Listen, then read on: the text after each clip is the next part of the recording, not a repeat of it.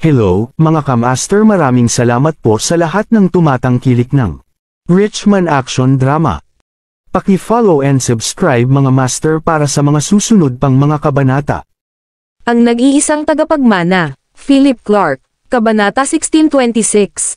Agad na kinuha ni Mike ang kanyang telepono at sinabing, hindi ka pumapayag. Kung maglakas loob kang tumanggi, tatawag ako kaagad. Pagkatapos, mauunawaan mo kung ano ang kapangyarihan ng kapital. Tumanggo si Philip at sinabing, sige, tumawag ka. Tingnan natin kung anong uri ng lakas at mayroon ang taong nasa likod mo. Nang marinig ang mga salitang ito, nagdilim ang mukha ni Mike habang sumisigaw, sige, tingnan natin kung gaano kayabang pagkatapos nito. Pagkasabi niya ay diretso siyang nag-dial ng numero. Nang sagutin ang tawag, isang matanda na boses ang tumunog mula sa kabilang linya, na nagtatanong, Mike, ano ang maitutulong ko sa iyo? Lubhang magalang ang ugali ni Mike sa sandaling ito habang sinasabi niya, Old Master, may naranasan akong problema at sana ay mabigyan mo ako ng pabor. Ano ito? Para tawagan mo ako ng diretso, napakahirap bang problema? Tanong ng matanda sa telepono. Gustong tanggalin kami ni Old Master, ang founder ng Gopher Delivery Services, na hiniling mo sa akin na mag-invest. Mayroon pa siyang ilang ebidensya laban sa amin sa kanyang mga kamay, sabi ni Mike. Ano, sunog ka? Hehe, bata pa lang siya na hindi pa lumalaki. How dare he say such bonggang words? Sige, ipasa mo sa kanya ang telepono at kakausapin ko siya. Agad na iniabot ni Mike ang telepono kay Philip na mayabang na kunot at sinabing, gusto kang makausap ng aking matandang amo. Philip, kailangan kong ipaalala sa iyo na huwag mong inisin ang matandang master. Kung hindi, masasaktan ka. Hindi pinansin ni Philip ang sinabi ni Mike. Inabot niya ang telepono, inilapit ito sa kanyang tainga, at nagtanong, gusto mo bang makialam sa bagay na ito? Sa damuhan ng isang napakagandang manor, nakaupo sa gazebo ang isang matandang lalaki na nakasuot ng golf attire. Puno ng makapal na buhok ang ulo niya.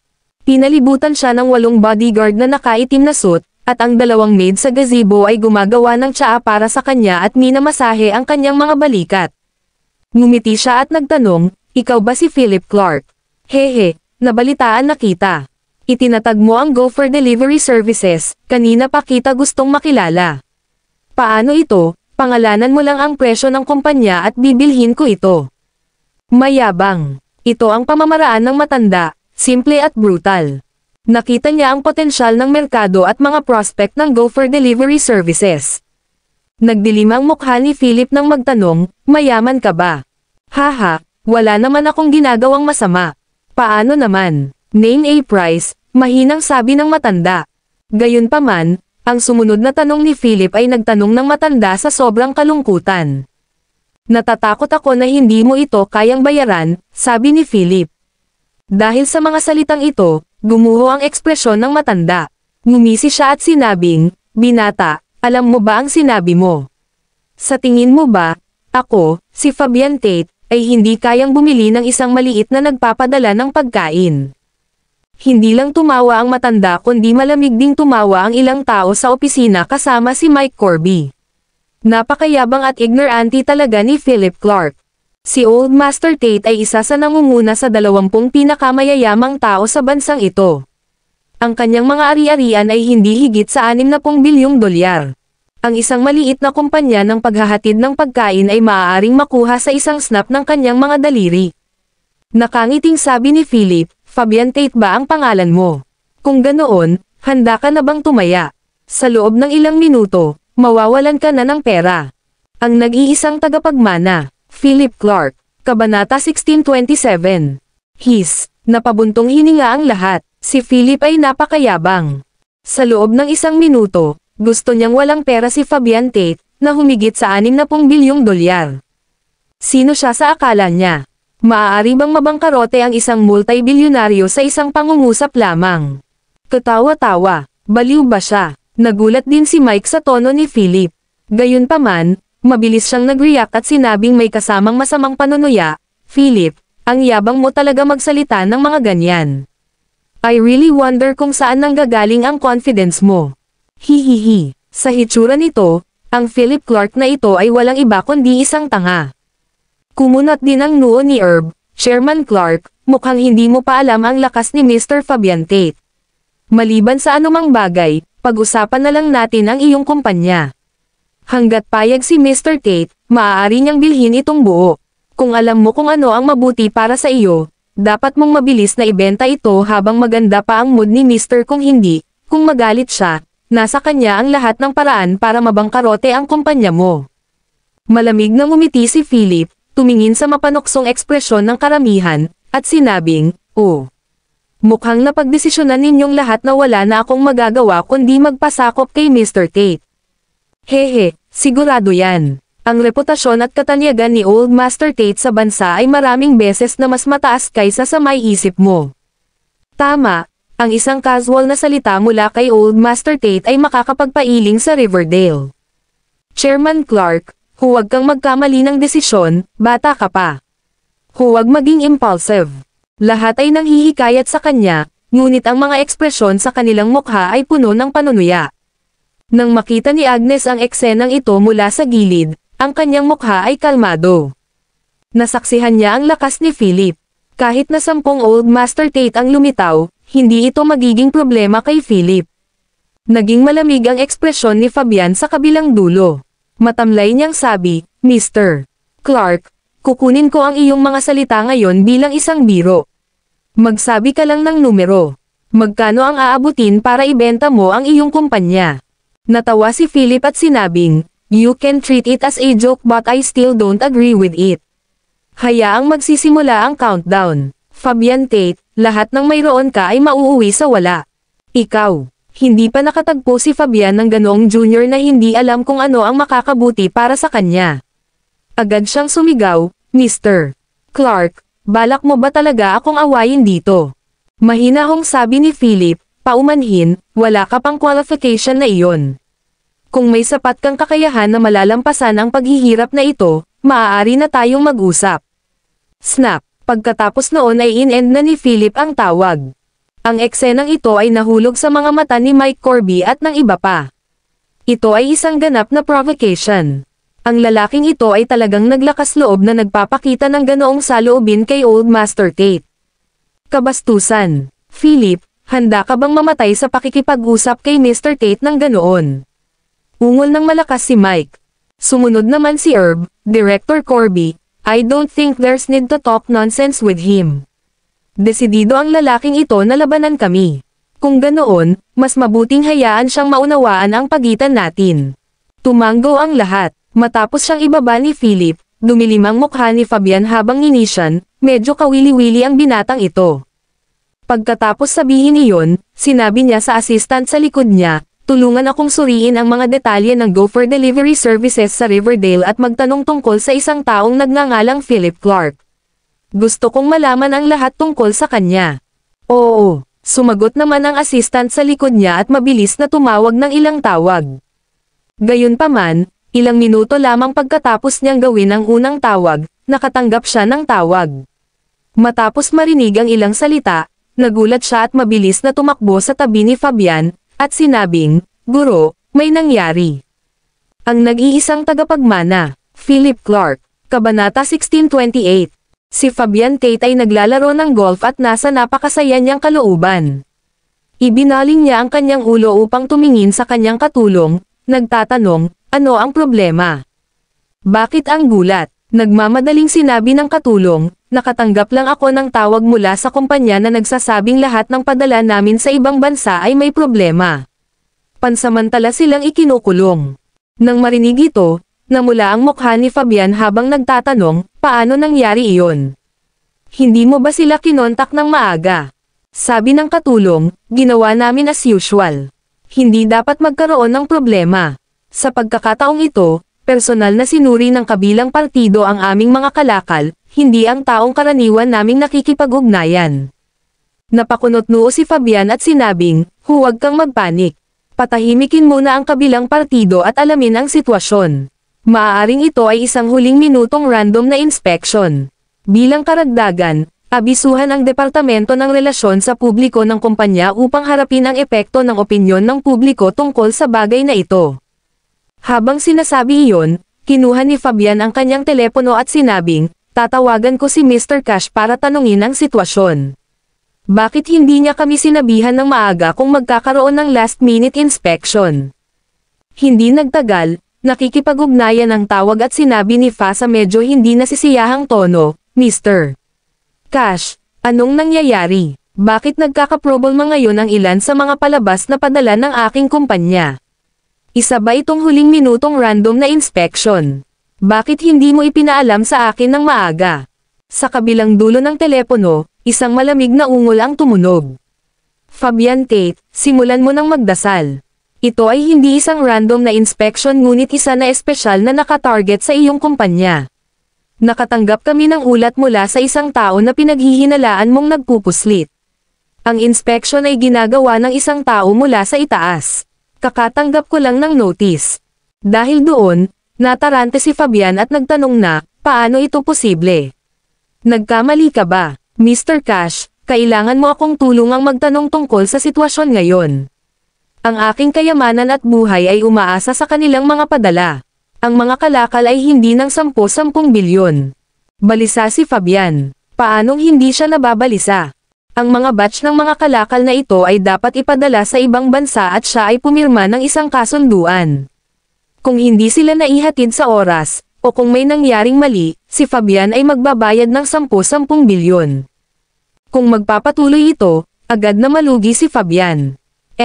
Fabian, walang kwenta ang pagmamakaawa mo sa akin.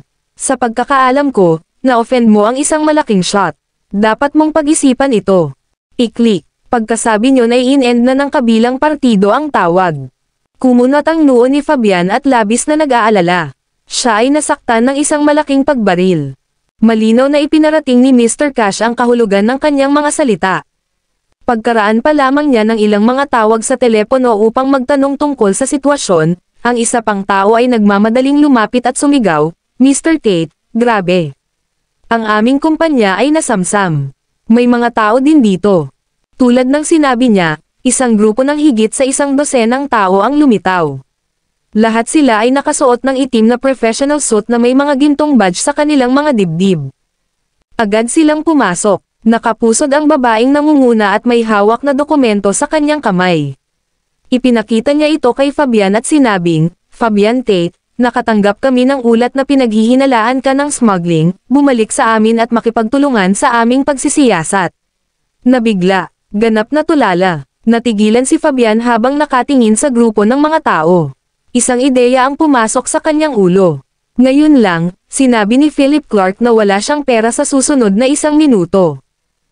Ang nag-iisang tagapagmana, Philip Clark, Kabanata 1629. Gayunpaman, ito ay 1 minuto lamang. Nakakatakot lang. Anong uri ng lakas ito upang magkaroon ng ganitong paraan na nakakasira ng lupa? Si Fabian ay nataranta at natakot na hindi makapaniwala. Dali-dali niyang nilabas ang phone niya at dinial ang number ni Mike Corby, his heart utterly desperate. Sa loob ng opisina ng General Manager ng Gopher Delivery Services, si Mike at ang iba ay nakatingin kay Philip at Agnes na may malungkot na mukha. Hihihi, Mr. Clark, wala pang 1 minuto, kukunin ni Old Master Tate ang iyong kumpanya sa pamamagitan ng puwersa. Kapag nangyari iyon, mas mababa ka sa wala, panunuyan ni Mike, puno ng pagtatagumpay ang mga mata.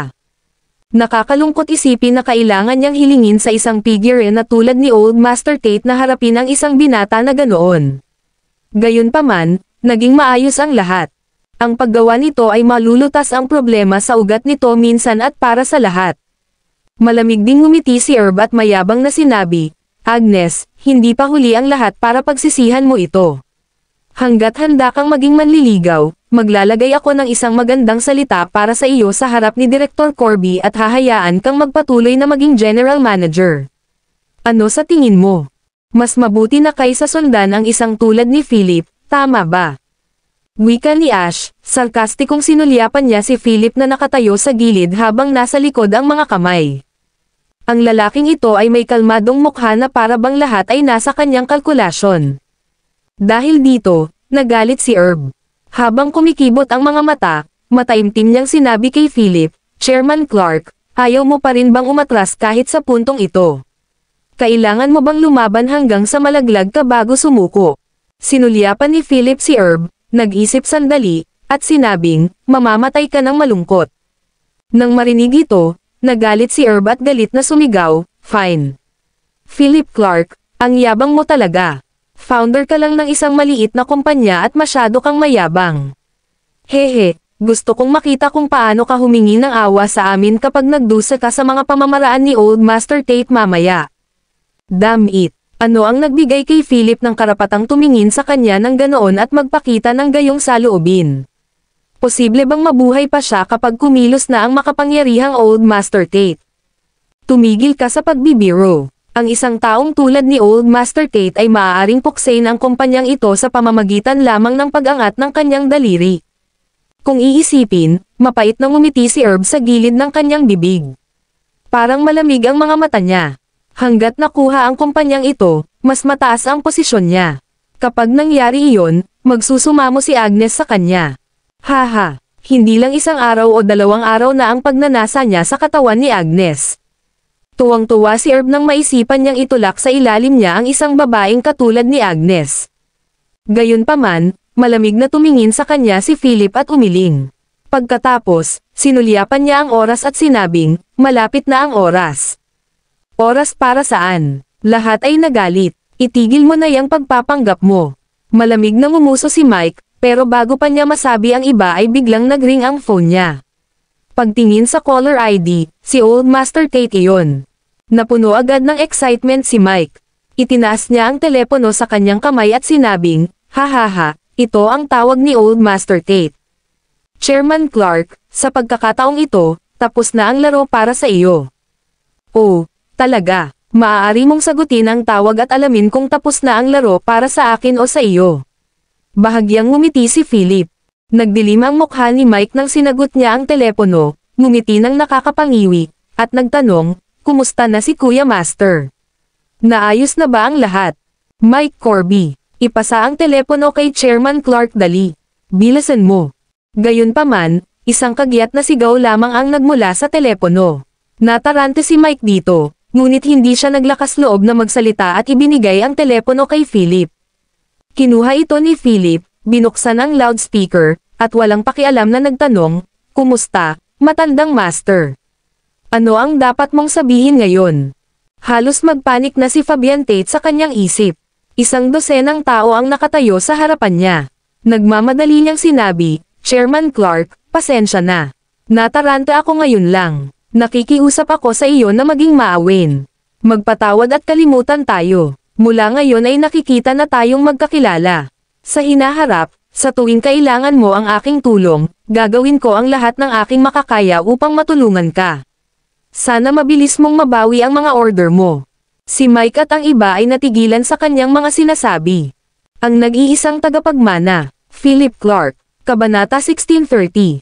Ano ang nangyayari? Nagsorry lang ba si Old Master Tate kay Philip? Paano kaya iyon? Sino si Old Master Tate? Siya ay isang figure na kayang yugyogan ang buong Riverdale sa isang pagtapak ng kanyang paa. Hihingi ba siya ng tawad sa isang walang katulad ni Philip Clark? Nabigla, total panic, tumutulo ang malamig na pawis sa mukha at noo ni Mike. Naninikip ang kanyang lalamunan, at pakiramdam niya ay malapit na siyang masuffocate.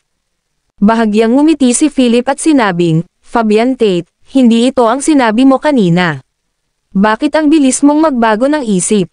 Natakot si Fabian at mabilis na sinabi, Chairman Clark, mali ako noon.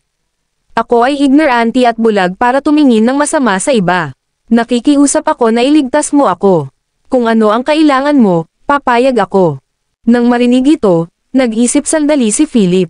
Bumagsak ang mga mata niya kay Mike at sa iba pa habang sinasabing, okay, may isang kondisyon. Gusto kong lumuhad si Mike Corby at humingi ng tawad sa akin ngayon. Paano na? Siyempre, sabi ni Fabian, na sinundan ng dagandong sa telepono, Mike Corby, lumuhad ka at humingi ng tawad kay Chairman Clark ngayon din. Ang dagandong na ito ay yumanig sa puso ni Mike, na nagpapahina sa kanyang mga binti at nagpawis sa katawan. With a thud, lumuhad siya sa harap ni Philip. Ganon siya kaduwag. Anong katapangan ang dapat niyang ipakita sa sandaling tulad nito? Paanong hindi niya malinaw na nakikita na kahit ang isang tulad ni Fabian Tate ay nakayuko at humihingi ng tawad kay Philip? Si Mike ay isang hamak na walang tao sa harap ni Fabian.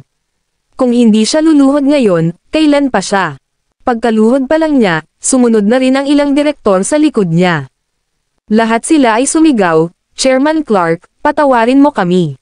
Nagkamali talaga kami." Sa biglaang eksenang ito, natarante si Herb at naramdaman ang paninikip ng kanyang lalamunan.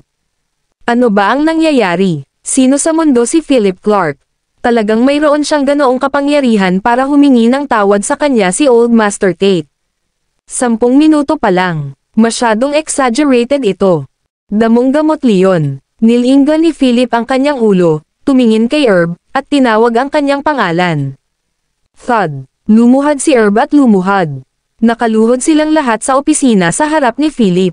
Napangiti si Philip, umiling, at sinabi kay Agnes, "Bahala ka dyan. Ayaw ko na silang makita." Tumanggaw si Agnes na lubos na naunawaan si Philip. Direkta niyang idinayal ang dami ng telepono. Hindi nagtagal, isang pangkat ng mga tao ang dumating at inakay ang mapupulang mukha na si Mike at iba pa. Si Fabian Tate naman, nadala rin siya. Ang ebidensya ay kapanipaniwala at walang puwang para sa anumang pagtatalo. Pagkatapos nito, siniyasat ni Philip ang kumpanya at nakipagpulong sa mga namumuhunan. Matapos pagtibayin ang trabaho ni Agnes, umalis siya sa kumpanya. Paglabas ay naghihintay na si Theo at ang kanyang mga tauhan sa pintuan. Isang dosenang itim na Mercedes-Benz na sasakyan ang nakapila. Nagtaas ng kilay si Philip, tumingin sa langit, at sinabing, "Tara na at kilala natin sina Martin at Bernard Johnston."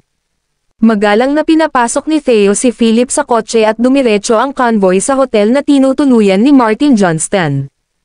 Ang nag-iisang tagapagmana, Philip Clark, Kabanata 1631. Samantala, sa hotel, ang dalawang magkapatid na Johnston, sina Martin at Bernard, ay nakikipag-usap sa ilang mahahalagang miyembro ng kumpanya. "Ano, nabigo ang taong hinahanap mo?" Si Martin ay mukhang galit na galit sa sandaling ito, pabalik-balik sa suite sa galit. Tumayo si Bernard sa gilid na nakayuko. Puno ng pag-aalala at panghihinayang ang mukha niya. "Aniya, Martin, huwag kang mag-alala. Kahit na ito ay nabigo, Philip ay hindi maglakas loob na gawin ang anumang bagay tungkol dito." Ngumuso si Martin at sinabing, "Ano ang dapat kong sabihin tungkol sa iyo? Ilang beses na ba ito? Hindi ka ba makakahanap ng mas maaasahan? Bakit paulit-ulit kang nabigo?" Halos mamatay si Martin sa galit. Ang kanyang pangatlong kapatid na lalaki ay nagpunta sa likuran niya upang maghanap ng kanilang mga hooligan upang turuan si Philip ng isang leksyon, ngunit sa huli, sila ang mga nabugbog ng husto sa halip. Ang tandang ito ay marunong lang manggulo. Hindi nakayanan ni Bernard ang hiya at sinabing, "Martin, kasalanan ko ang lahat. Hahanapin pa ako ng ilang tao at tiyak na tuturuan ko si Philip Clark na iyon ng leksyon sa pagkakataong ito." Pagkasabi nun ay tumalikod na si Bernard para umalis. "Tama na, huwag ka nang pumunta. Anong oras na ngayon? Sa tingin mo ba ganon kawalang utak si Philip? Hindi mo ba nakikita na si Theo Zander ang follower niya ngayon?" Naiinip na iwinagayway ni Martin ang kanyang kamay. Pagkatapos, sa pagkunot ng kanyang mga kilay, tumingin siya sa ilang taong naruroon at nagtanong, "Lahat, dahil sa hindi inaasahang pangyayari, wala tayong magagawa kundi isulong ang plano. Handa ka na ba?" Mayroong 9 na tao sa kabuuan sa loob ng suit. Hindi kasama ang dalawang magkapatid na si Johnston, 7 tao ang nanumpa ng katapatan kay Martin. Siyempre, kasama nila Russell Carl at Jackie Cullen. Sa sandaling ito, buong pagmamalaking lumapit si Jackie na may hawak na isang baso ng red wine at sinabing, "Mr. Johnston, ang bagay na ito ay talagang hindi mahirap hawakan. Dahil mayroon kang trump card laban kay Philip sa iyong kamay, dapat ay kinuha mo ito ng mas maaga. Kung ginawa mo iyon, hindi ito magiging sanhi ng sitwasyon ngayon." "Tama, Mr. Johnston. Ano nga ba ang trump card sa iyong kamay? Wala ka bang tiwala sa iilan sa amin?" "Oo, kapag mas nade-delay tayo, hindi ka nais-nais para sa atin." Ayon sa balita na aming natanggap, nagsimula na ang Beacon na makipag-ugnayan sa mga kasosyo sa negosyo upang bigyan sila ng mga ulo. Dahil doon, dumilim ang mukha ni Martin habang sinabing, I won't use that trump card unless it's the last resort. Iyan ay isang bagay na makapagliligtas ng mga buhay. Kung ilalabas ko ito ng maaga, mawawalan ito ng halaga. Nang marinig iyon, tahimik na tumango ang lahat. Sabi ni Russell, Mr. Johnston, I don't think kailangan nating kabahan. Maaari tayong gumawa ng mga plano at lumipat mamaya. Tingnan natin kung ano ang gagawin ni Philip bago tayo gumanti. Ngayong nasa kamay mo na ang trump card na ito, sa palagay ko ay hindi na ganoon kadaling kumilos si Philip laban sa iyo. Maaari rin nating i-drag ang mga bagay-bagay at hintayin na mabalisa si Philip upang siya ay magkusa na lumapit sa atin. Nang marinig niya ito, biglang lumuwag ang tensyon sa mukha ni Martin. Tama si Russell. Dahil nasa kamay niya itong trump card, bakit siya nagmamadaling kumilos? Si Philip ang dapat mabalisa. Kung tutusin, kung lumabas ang sikretong iyon, hindi makakaligtas si Win sa Riverdale. Maging ang buong bansa ay hindi na ma-accommodate si Win. Matatapos din si Philip sa pagiging isang taong kinukutya ng lahat. Pagkatapos ng lahat, ang nangyari ng pamilya Lovelace ay isang malaking bawal. Tama ka. Dahil mayroon akong trump card na ito, dapat kong hintayin na dumating si Philip at magmakaawa sa akin. Haha, bakit ngayon ko lang na-realize? Magaling, gaya ng inaasahan ng aking matalinong strategist. Tumawa si Martin at personal na nagbuhos ng isang baso ng red wine para kay Russell habang sinabi niya, Russell, ang susunod na pagunlad ng kumpanya ay kailangang umasa sa iyong mga kontribusyon. Mabilis na tumayo si Russell at sinabing, ito ang dapat kong gawin, Mr. Johnston. Karangalan ko na tulungan ka. Ang nag-iisang tagapagmana, Philip Clark, Kabanata 1632. Nang makita ni Jackie Cullen ang eksenang ito, kumislot ang gilid ng kanyang mga mata sa hindi pagkasiyahan. Inubos niya ang kanyang red wine sa isang lagok. Damn that Russell Carl for stealing the limelight again. Jackie, anong meron? Naiinis ka rin ba sa hypocritic act ni Russell? Sa isang tabi, ang isa pang nasa katanghaliang gulang na lalaki ay tinulak si Jackie gamit ang kanyang siko at nagtanong. Malamig na ngumuso si Jackie at sinabing, hindi lang ako masanay sa itsura niya. Ito ay bilang doog lahat ay nasa loob ng kanyang mga kalkulasyon. Hehe, pareho ako ng iniisip mo. Si Russell Carl ang kalaban natin. Sa tabi niya, natatakot ako na mahirap makakuha ng anumang kredito sa harap ni Mr. Johnston. Humigop ng red wine ang lalaki at sinabing. Sumimangot si Jackie, mariin na ikinuyom ang kanyang mga kamao, at sinabing, hindi sapat ang isang Russell Carl para magbanta. Jackie, kailangan kong hindi sumang-ayon sa iyo tungkol dito. Ngayon, mas pinapahalagahan siya ni Mr. Johnston kumpara sa iyo. Kung wala tayong gagawin, natatakot ako na hindi magtatagal ay paalisin kaming lahat ni Russell. By then, everything will be over for us, patuloy ng lalaki. Nang marinig iyon, napangiti si Jackie. Sinulyapan niya ang kausap at may kahinahinalang sinabi, ano ang ibig mong sabihin? Umiling ang lalaki at hindi nilinaw. Tiningnan ni Martin ang oras at tinanong si Bernard, may balita ba mula kay Philip? Umiling si Bernard at sinabing, hindi pa. Paano kung ipagpatuloy niya ang pakikipag-away sa atin? Pagkatapos ay isiniwalat namin ang sikretong iyon at sinisimulan ang isang malaking kaguluhan. Malamig ang mukha ni Martin habang sumisigaw, hindi ba niya mahal na mahal ang asawa niya? Hindi ako naniniwala na kaya niyang ilagay ang reputasyon ni Win sa alang-alang sa bikan. Tumango si Bernard at sinabing, kung ganoon, dapat ba akong pumunta sa villa para magtanong tungkol sa sitwasyon? Naisip ito ni Martin at tumango ang sinabi, pumunta ka ulit doon at tingnan mo kung ano talaga ang iniisip niya. Kung napagkasunduan niya ito, maganda iyon. Kung nagpapakita pa rin siya ng parehong mapagmataas ugali, hindi na natin kailangang maging maawin. Okay, sagot ni Bernard at tumalikod na para lumabas ng suite. Biglaan, bang, ang pinto ng suite na mahigpit na nakasara ay sinipa mula sa labas. Kasunod nito, pumasok ang isang dosenang thug na nakasuot ng itim na suit. Siyempre, nangunguna si Philip habang nasa bulsa ng pantalon ang mga kamay at may malabong ngiti sa mga sulok ng bibig. Mahigpit siyang sinundan ni Theo. Martin Johnston, ako mismo ang pumunta dito. Hindi na niya kailangang pumunta sa villa at tanong tungkol sa aking napili. Pumasok si Philip, Mukhang walang pakialam ang mukha. May nanlamig sa kanyang mga mata. Bago pa makapag-react si Bernard ay tinulak na siya ni Philip. Humakbang si Philip sa harap ni Martin, itinaas ang kanyang kamay, at pinitik ang kanyang mga daliri habang sinasabing, ipasok mo ito. Pagkasabi pa lang niya ay may dala-dalawang magnanakaw na dala sa isang malaking kabaong mula sa labas. Thud! Nahulog ang kabaong sa sahig. Sa tagpong ito, mabilis na nagbago ang mukha ni Martin. May pag-aalinlangan at panlalamig sa kanyang mukha, galit niyang sinabi, Philip, ano ang kahulugan nito? Tumawa si Philip, tinapik ang kabaong, at sinabing, nabalitaan kong kaarawan mo na sa loob ng 2 araw at naghanda ako ng regalo para sa iyo ng maaga isang kabaong. Ang nag-iisang tagapagmana, Philip Clark, Kabanata 1633. Pagtingin sa kabaong na dinala ni Philip, nanginginig si Martin sa galit habang namumula ang mukha. Tinuro niya si Philip at sumigaw. Ikaw, how dare you act so arrogantly? Hindi mo ba ako nirerespeto? Philip Clark, huwag mong kalimutan na ako ang pangalawang tiyuhin ni Win. Magkadugo tayo. Kung sasabihin ko kay Win na ginawa mo ito sa akin, sa tingin mo ba siya ay tatayo sa tabi mo o sa akin? Naiinis si Martin. How dare Philip padalhan siya ng Reg along ganito? Hindi ba ito isinumpa sa kanya na mamatay kaagad? Mukhang galit din si Bernard habang nakaturo kay Philip at sumigaw, insolence.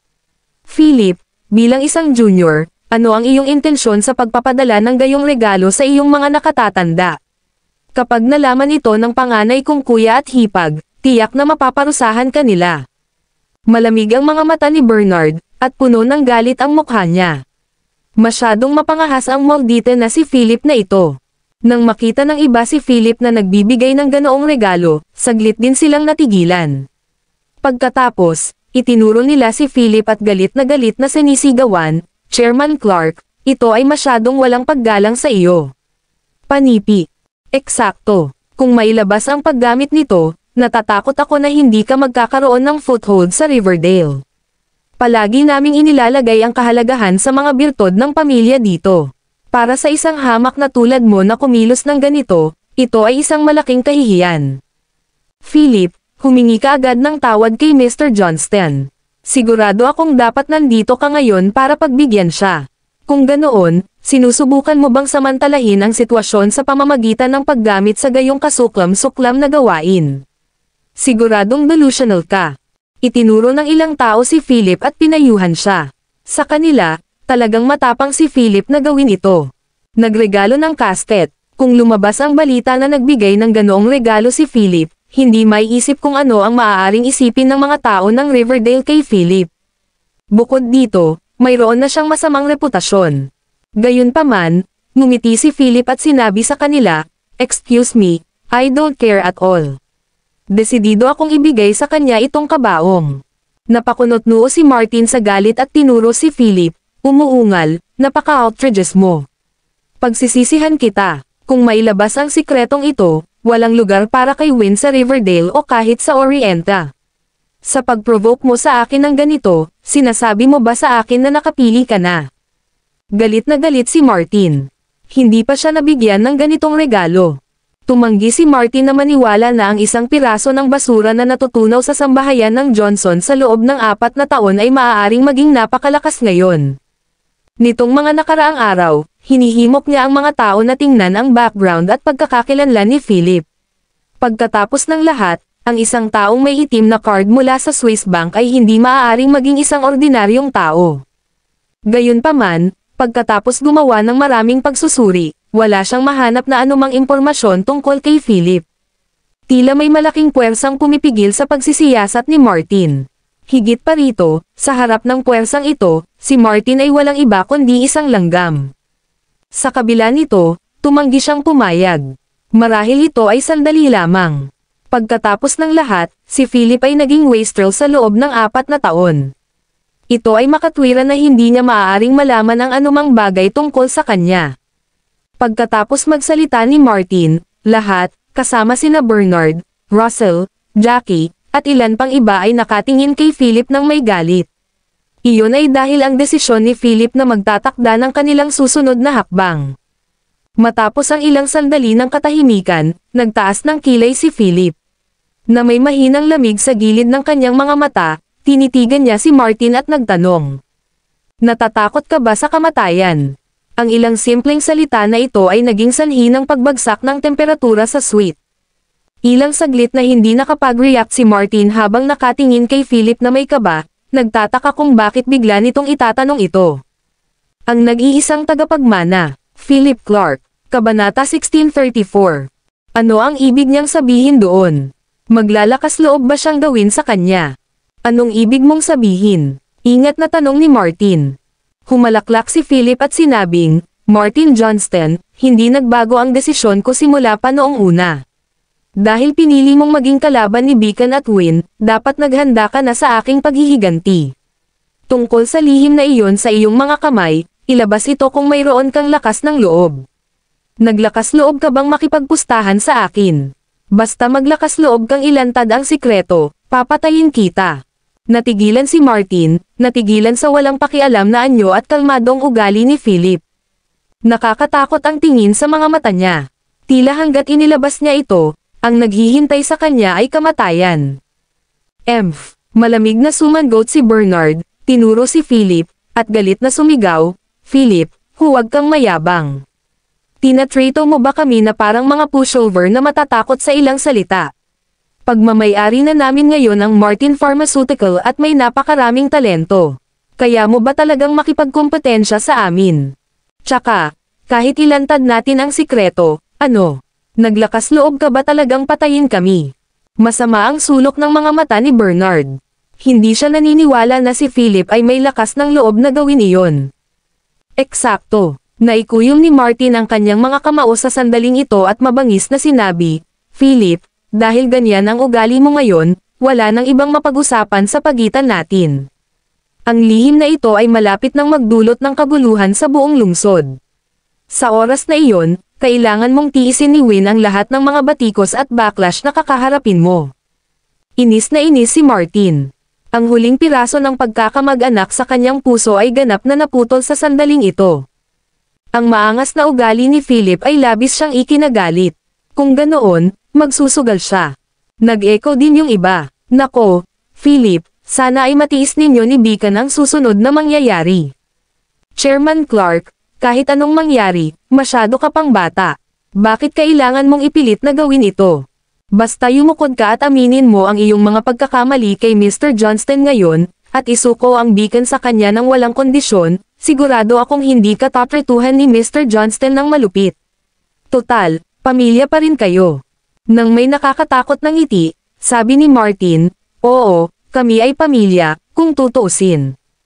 Pagkasabi noon, humakbang siya ng 2 hakbang pasulong, tinapik ang balikat ni Philip, at sinabing, Philip, bibigyan kita ng huling minuto para pag-isipan ito. Gusto mo ba talagang isakripisyo ang reputasyon ni Win at makipag-away sa akin? Gayunpaman, malamig na bamantong hininga si Philip bilang tugon. Martin, hindi ka karapat-dapat na kausapin ako sa ganoong paraan. Sa paningin ko, isa kang langgam. Ang tanging dahilan kung bakit hindi ako gumawa ng isang hakbang laban sa iyo ay para makita kung sino pa ang sumusuporta sa iyo mula sa likod. Sa tingin mo wala ba akong lakas ng loob na gawin sa iyo? Ang mahigpit na saway na ito ay yumanig sa buong suite. Nagulat din si Martin. Nakasimangot siyang sumigaw, dahil hindi mo alam kung ano ang makakabuti sa iyo, huwag mo akong sisihin sa pagiging walang awa. Pagkatapos nito, sinabi niya kay Bernard, ipaalam sa media ng lungsod ngayon at i-broadcast ang lihim na iyon sa buong lungsod sa loob ng 3 araw. Gusto kong malaman ng buong Riverdale kung anong klaseng tao si Win. Martin Johnston, how dare you? Galit na sigaw ni Philip. Ang natutulog na hangarin sa pagpatay sa kanyang mga mata ay sumabog ng walang hanggan habang ang kanyang katawan ay umaalingaw-ngaw sa matinding galit.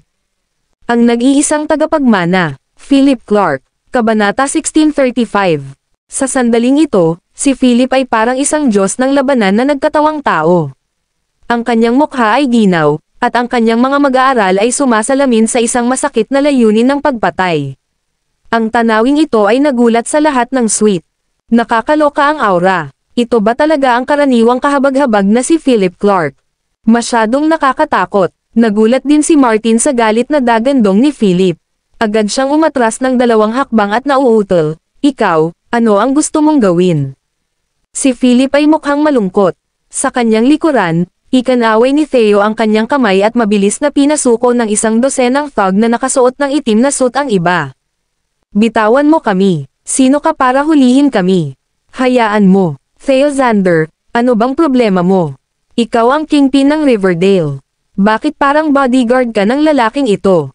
Philip, bilisan mo, sabihin mo na tumigil na sila.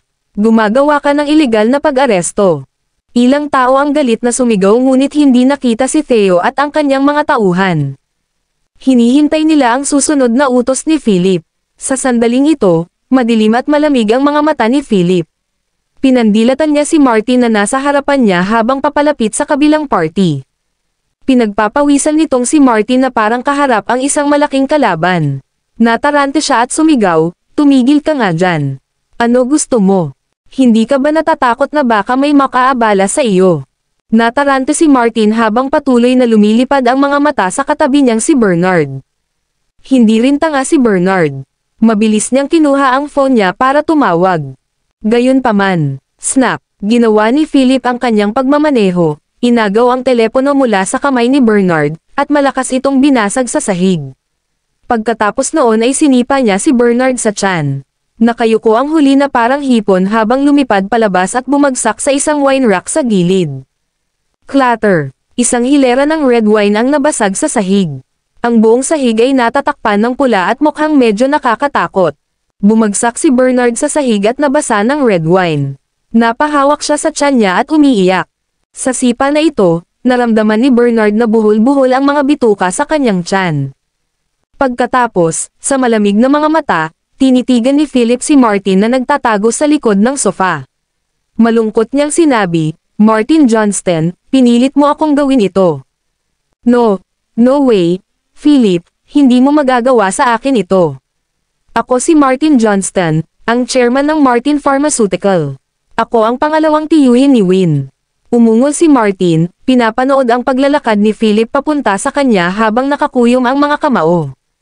Bam! Bop! Malakas na tumama ang kamao ni Philip sa mukha ni Martin, dahilan para bumulwak agad ng dugo ang kanyang ilong at bibig. Arg! Isang malungkot na hiyawan ang umalangaw-ngaw sa buong suite. Nahihilo si Martin habang tinatakpan ng kamay ang bibig at ilong. May pamatak na matingkad na pula sa pagitan ng kanyang mga daliri. Sumabog siya sa galit at itinuro ang isa niyang kamay kay Philip, bumubulong ng galit, "Philip Clark, patay ka. How dare you hit me? Maghihiganti ako. Gusto kong mamatay ka sa isang miserableng kamatayan." Ngayon lang napagtanto ni Martin na hindi lang mayaman si Philip kundi siya rin ay walang awa. Pagkasabi niya noon, inabot ni Philip ang isang kamay niya at hinawakan siya sa kwelyo para gawin siya. Sa eksenang ito, ang iba pang mga tao sa suite ay natulala. Ito, tao pa rin ba si Philip? Gaano dapat kalakas ang mga braso ni Philip para buhatin si Martin? Panik. Itinikom nila ang kanilang bibig at tumigil sa pagmumura. Ang nag-iisang tagapagmana, Philip Clark, Kabanata 1636. Paano kung hindi sinasadyang inisin nila si Philip at nabugbog ang resulta? Sa makatuwid, ang lahat sa kanila ay pinili upang protektahan ang kanilang sarili sa sandaling ito. Ibinaba nila ang kanilang mga ulo at takot na magsalita, ngunit palihim pa rin silang tumingin sa paligid. Sa seryosong mukha, tinitigan ni Philip si Martin na namumula ang mukha. Humihingal ng malakas ang lalaki. Malamig na sabi ni Philip, "Martin, binigyan kita ng maraming pagkakataon pero hindi mo alam kung paano ito pahalagahan.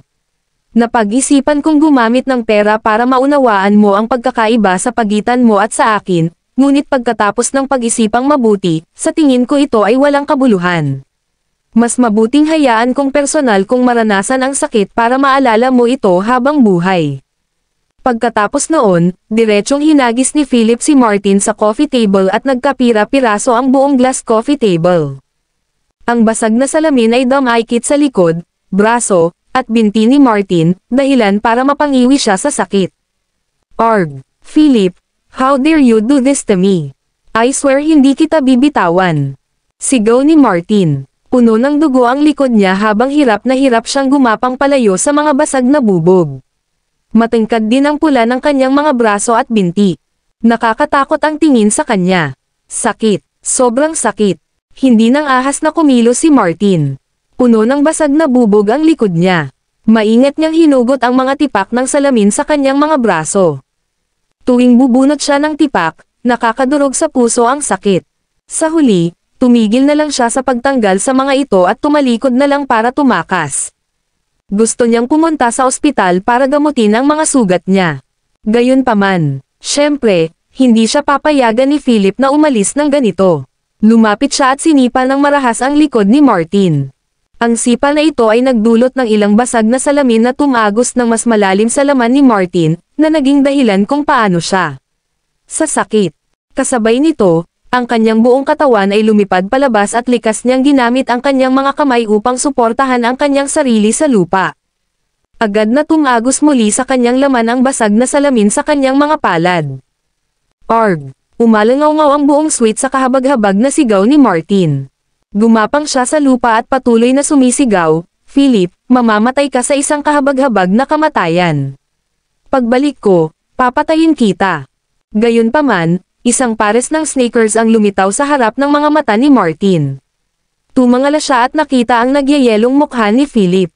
"Martin Johnston, lahat ng nangyayari ngayon ay sarili mong gawa. Hindi mo masisisi ang iba para dito. Sana ay maalala mo ang aralin ngayon. Huwag mong subukang guluhin kami ni Win. Kung hindi, mas malala ang kapalaran mo sa susunod." Pagkasabi nun ay tinadyakan ni Philip ng malakas ang kanang kamay ni Martin. Arg! Sabay-sabay, umalangaw-ngaw ang suite sa kanyang kaawa-awang mga hiyawan. Sa selyong ito, nabali ni Philip ang kanang kamay ni Martin. Nanginig si Martin dahil sa pananakit ng kanyang kamay. Si Bernard Johnston, na nakahiga sa sahig, ay may malay sa buong oras. Gayunpaman, hindi siya nang ahas na tumayo at nakahiga lamang sa lupa habang naglalaro ng patay. Ang iba ay nagpanik na sa oras na ito, walang magawang nanonood habang tinuturuan ni Philip si Martin ng leksyon. Masyadong nakakatakot, masyadong mabagsik ang mga pamamaraan ng lalaking ito. Kasunod nito, itinaas ni Philip ang kanyang kilay, tumingin kay Theo, at sinabing, "Maaari mong harapin ang iba pang mga taong ito." Nang marinig iyon, nagsimulang magpanik ang mga taong iyon. Mabilis silang lumuhad sa harap ni Philip, yumuko at nagmamakaawa. "Chairman Clark, maawa ka sa amin. Nagkamali kami. Hindi na kami magkakatrabaho ni Martin. Mr. Clark, niloko rin kami ng kontrabida. Nakikiusap kami na patawarin mo kami. Aalis kami kaagad at hindi na babalik sa Riverdale. Chairman Clark, mangyaring iligtas ang aming buhay." Gayunpaman, malamig na sinulyapan lang sila ni Philip bago siya tumalikod at umalis. Biglang nawalan ng pag-asa ang lahat at nagsisigawan, "Philip Clark, matatanggap mo ang iyong kamapans para dito. Philip, hindi ka namin pababayaan kahit mamatay kami." Ang nag-iisang tagapagmana, Philip Clark, Kabanata 1637. Kaagad pagkatapos, ang kahabag-habag na hiyawan mula sa karamihan ay maririnig mula sa suite. Tumagal ito ng halos 1 minuto habang pinunasan ni Theo ang kanyang mga kamay ng tuwalya, sinulyapan ang mga tao sa sahig, at sinabing, "Harapin mo itong malinis." Itapon sila sa susunod na lungsod at hayaan silang mamalamos habang buhay. Pagkatapos noon ay lumabas na ng suite si Theo at lumapit kay Philip na naninigarilyo. Magalang niyang sabi, "Mr. Clark, malinis na ang pakikitungo nito. Saan mo gustong pumunta?" Pumunta sa media na inayos ni Martin. Kalmado ang mukha ni Philip habang bumubuga ng usok habang nagtatanong, "Handa na ba ang lahat?" Tumanggaw si Theo at sumagot, "Handa na ang lahat. Kahit isang katiting na sikreto ni Mrs. Clark ay hindi mailalabas. Nakontak ko na ang lahat ng media sa Riverdale. Tungkol naman sa mga tao ni Martin, nagpapadala na rin ako ng mga tao para ay monitor silang lahat. Naputol na ang signal sa lugar na kinaroroonan nila."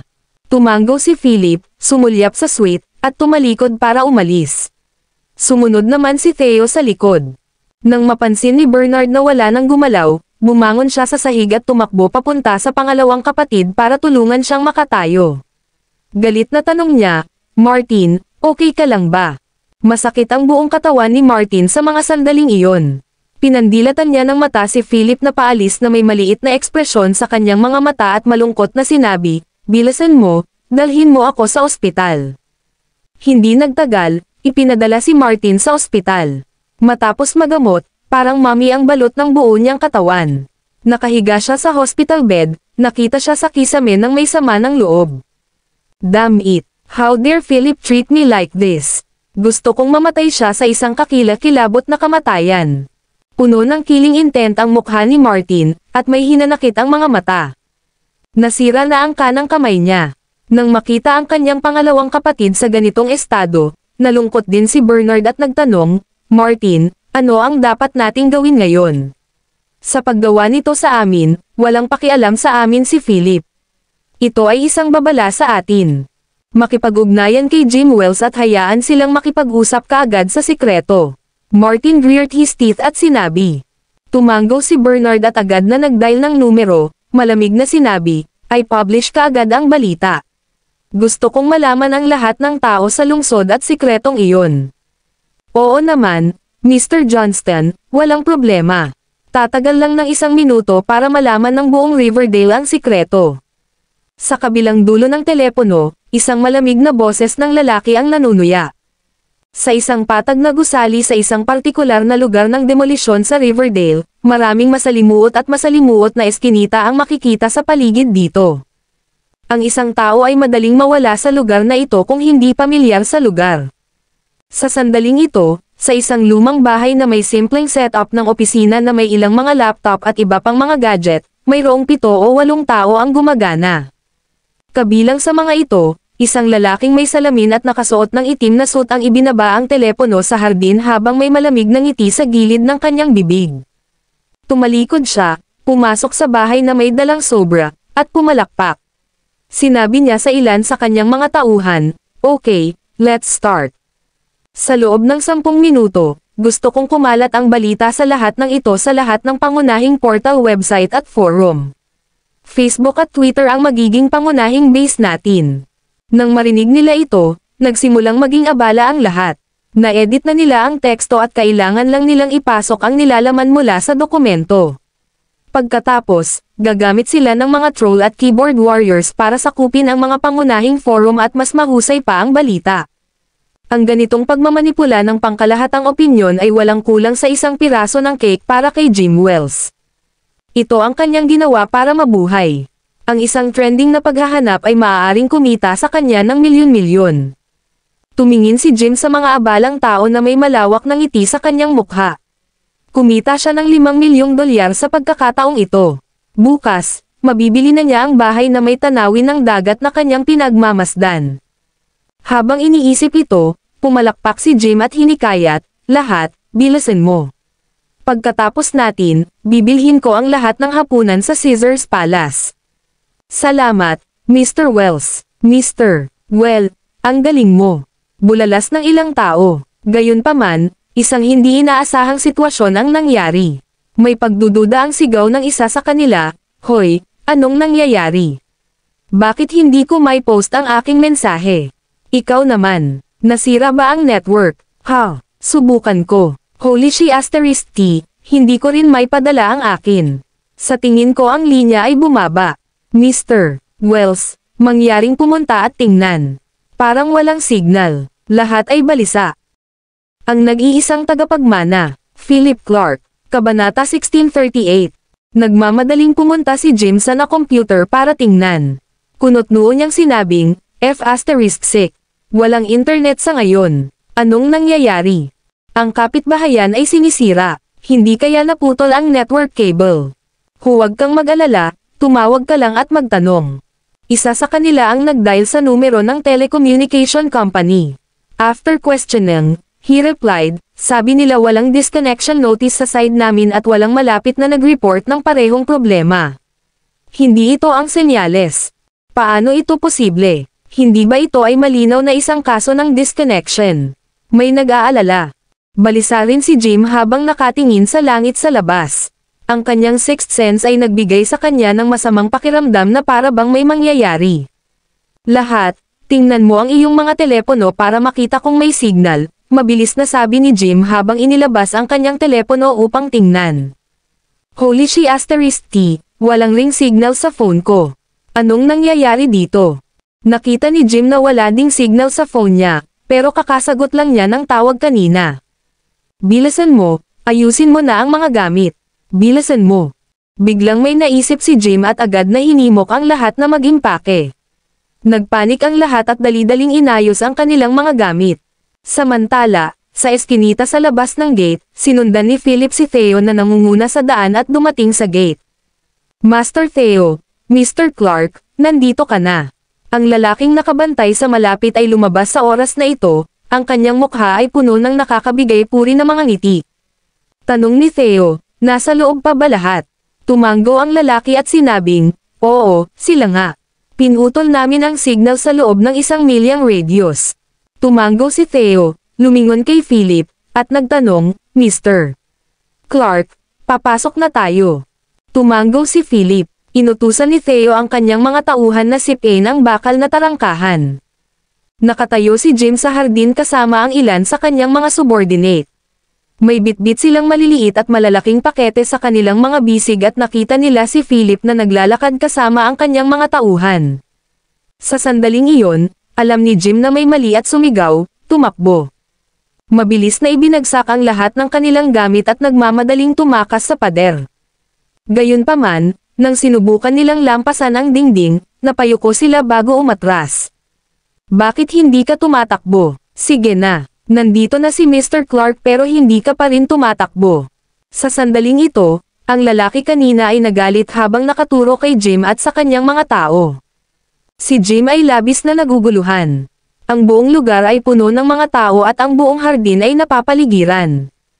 Thud. Kaagad, lumuhad si Jim sa lupa at patuloy na yumuko kay Philip habang humihingi ng awa. You must be Mr. Philip Clark, right? Paumanhin, nagkamali ako. Hindi ko dapat kinuha ang trabahong ito. Sana mabigyan mo kami ng paraan. Swoosh! Napaluhod din ang iba pang mga tao. Nang makita ang eksenang ito, hindi napigilan ni Philip ang pag-iling. Ang grupong ito ng mga tao ay talagang mapagpasyahan. Lumapit si Philip, bumaba ang tingin niya kay Jim habang nagtanong, ikaw ba si Jim Wells? Oo, ako nga, sagot ni Jim. Tumango si Philip, kumuha ng papel, at inihagis sa harap ni Jim. Tinanong niya, sa loob ng 1 minuto, maaari mong malaman ang impormasyon dito sa buong Riverdale. Mabilis na kinuha ni Jim ang impormasyon at sumulyak, ang kanyang ekspresyon ay agad na nanlamig. Ang nag-iisang tagapagmana, Philip Clark, Kabanata 1639. Tiningnan ni Jim ang impormasyon na may time na ekspresyon sa kanyang mukha bago siya tumangala kay Philip at nagtanong, Mr. Clark, sigurado ka bang gusto mong gawin ito? Tumango si Philip at sinabing, 10 minutes, kaya mo ba? Kung hindi, hahanap ako ng iba. Kung kaya mo, mapapawi nito ang iyong pagkakamali. Kinagat ni Jim ang kanyang mga ngipin, agad na tumayo, at sinabing, oo, kaya ko. Pagkatapos nito, sinabi niya sa kanyang mga kampan sa likod niya, lahat, bilasan mo. Isulat ang impormasyon sa papel na ito sa buong Riverdale sa loob ng 1 minuto. Hindi nagabala si Philip na nananatili dito ng matagal. Tumalikod na lang siya at umalis, iniwan ang natitira kay Theo. Makalipas ang 10 minuto sa ward ng ospital. Pumasok si Bernard sa ward at sumigaw, Martin, may nangyaring mali. Pinagtaksilan kami ni Jim at nahuli ni Philip. Bukod dito, ang media sa buong Riverdale ay nagbo-broadcast ng mga balita tungkol sa paglustay namin sa mga pondo ng Beacon. Isa rin itong trending na paghahanap sa Twitter ngayon. Pati yung mga bagay tungkol sa ating pang-aapi sa mga tao ay hinukay na. Ano ang dapat nating gawin? Nakahiga si Martin sa hospital bed, masakit ang buong katawan. Nang marinig ang mga salita ni Bernard sa sandaling ito, agad siyang umupo at nagtanong, ano ang sinabi mo? Pagkasabi noon ay mabilis niyang kinuha ang tablet na iniabot sa kanya ni Bernard at nag-scroll sa mga balita pati na rin sa mga trending searches. Ilang nakakagulat na headline ang lumitaw. Pasabog. Sina Martin Johnston at Bernard Johnston ay pinakamainam ng mga pondo ng kumpanya at ni-frame ang kanilang pamangkin. Nakakagulat. Ang magdamag na iskandalo ni Martin Johnston, iskandalo sa larawan, at iskandalo sa hotel. Nanood si Martin habang ang mga trending na paghahanap na ito ay patuloy na umakyat sa mga ranggo at nasa gilid siya. Lalo na nang makita niya ang mga komento sa bawat paksa na sampin siya sa impyerno at pabalik, naramdaman ni Martin ang kapangyarihan ng opinyon ng publiko. Bang! Shit, Philip Clark! How dare he do this to me? Galit na galit si Martin at binasag ang tablet sa sahig. Tinitigan niya ng masama si Bernard at sinabing, "Bilasan mo, magsama-sama ka ng isang pangkat ng mga relasyon sa publiko. Tiyaking bawasan ang mga trending na paghahanap at alisin ang mga epekto." Sagot ni Bernard, "Nagsimula na kami pero masyadong malakas ang team ng kalaban." Ito ay Jim Wells. Ang batang iyon ay talagang lumiko sa kabilang panig. Pagkarinig nito, naramdaman ni Martin na umakyat ang presyo ng kanyang dugo sa kanyang utak at nahihilo siya. Aniya, kahit gaano kalaki ang ginastos mo, kailangan mong sugpuin. Talagang hindi mo nahahayaang kumalat ang impluwensya. Kung hindi, ikaw at ako ay matatapos. Tumanggaw si Bernard at agad na gumawa ng ilang tawag para ayusin ito. Pagkaalis ni Philip, nakatanggap siya ng tawag mula kay Charles. Nababalisa siya sa kabilang dulo at sumigaw, "Philip, nasaan ka? Halika sa ospital sa Upper Creek. May fetal movement at medyo delikado ang sitwasyon." "Ano? Biglaan kaya, Dad? Huwag kang mag-alala, babalik ako kaagad." Agad na tinapos ni Philip ang tawag, mabilis na kinausap si Theo, at personal na nagmaneho papunta sa Upper Creek ng napakabilis. Nanatili si Theo sa Riverdale upang bantayan si Martin at ang iba pa habang si Victor Bell ay nagmamadali ring bumalik sa Upper Creek. Makalipas ang isang oras, dumating si Philip sa Upper Creek Municipal Hospital. Pagbaba niya ng sasakyan, naghihintay na sa kanya ang ilang tauhan ni Master Bell sa entrance. Si Heath ay likas sa kanila. Nang makita niya si Philip, agad siyang pumunta sa harap at magalang na sinabi, "Mr. Clark, wala na sa panganib si Madam. Wala namang seryoso." Nababalisa si Philip habang tumatakbo siya at nagtanong, "Ano ang nangyari?" Mabilis na sagot ni Heath, "Nahulog si Madam sa kwarto. Buti na lang at hinawakan siya ni Miss Lydia kaya walang." Hindi naglakas loob si Heath. Natural na naunawaan ni Philip ang malubhang kahihinatnan at pumasok sa ward ni Win. Ang nag-iisang tagapagmana, Philip Clark, Kabanata 1640. Ilang tao na ang nakatayo sa ward. Si Charles at Martha ay mukhang balisa at nababagabag. Lalo na si Martha, tinuturo niya si Anne at Lydia habang nagmumura. Umupo si Win sa kama ng ospital at patuloy na kinukumbinsi ang kanyang ina, "Nay, wala itong kinalaman sa kanila." Pumasok si Philip, tumingin-tingin sa paligid, at hinawakan ang kamay ni Martha na sumampal sa mukha ni Lydia.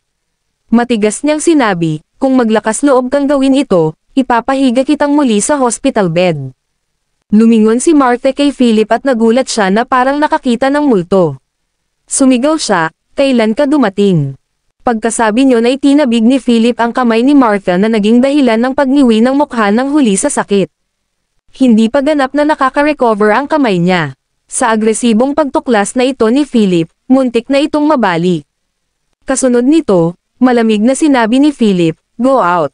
Huwag mong istorbohin ang pahinga ni Win." Gusto pang magmura at magmura ni Martha pero pinigilan ni Charles.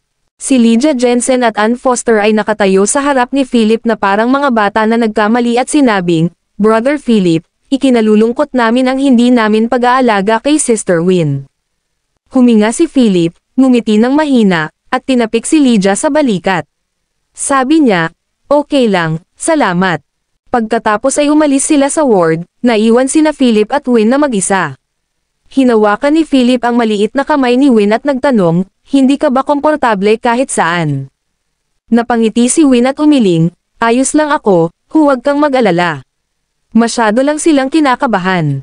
Pinandilatan siya ni Philip, kumuha ng 2 unan para ilagay sa likod ni Win, at sinabing, "Nag-aalala lang sila sa iyo." Panipi. By the way, kumusta ang mga nangyayari sa Beacon?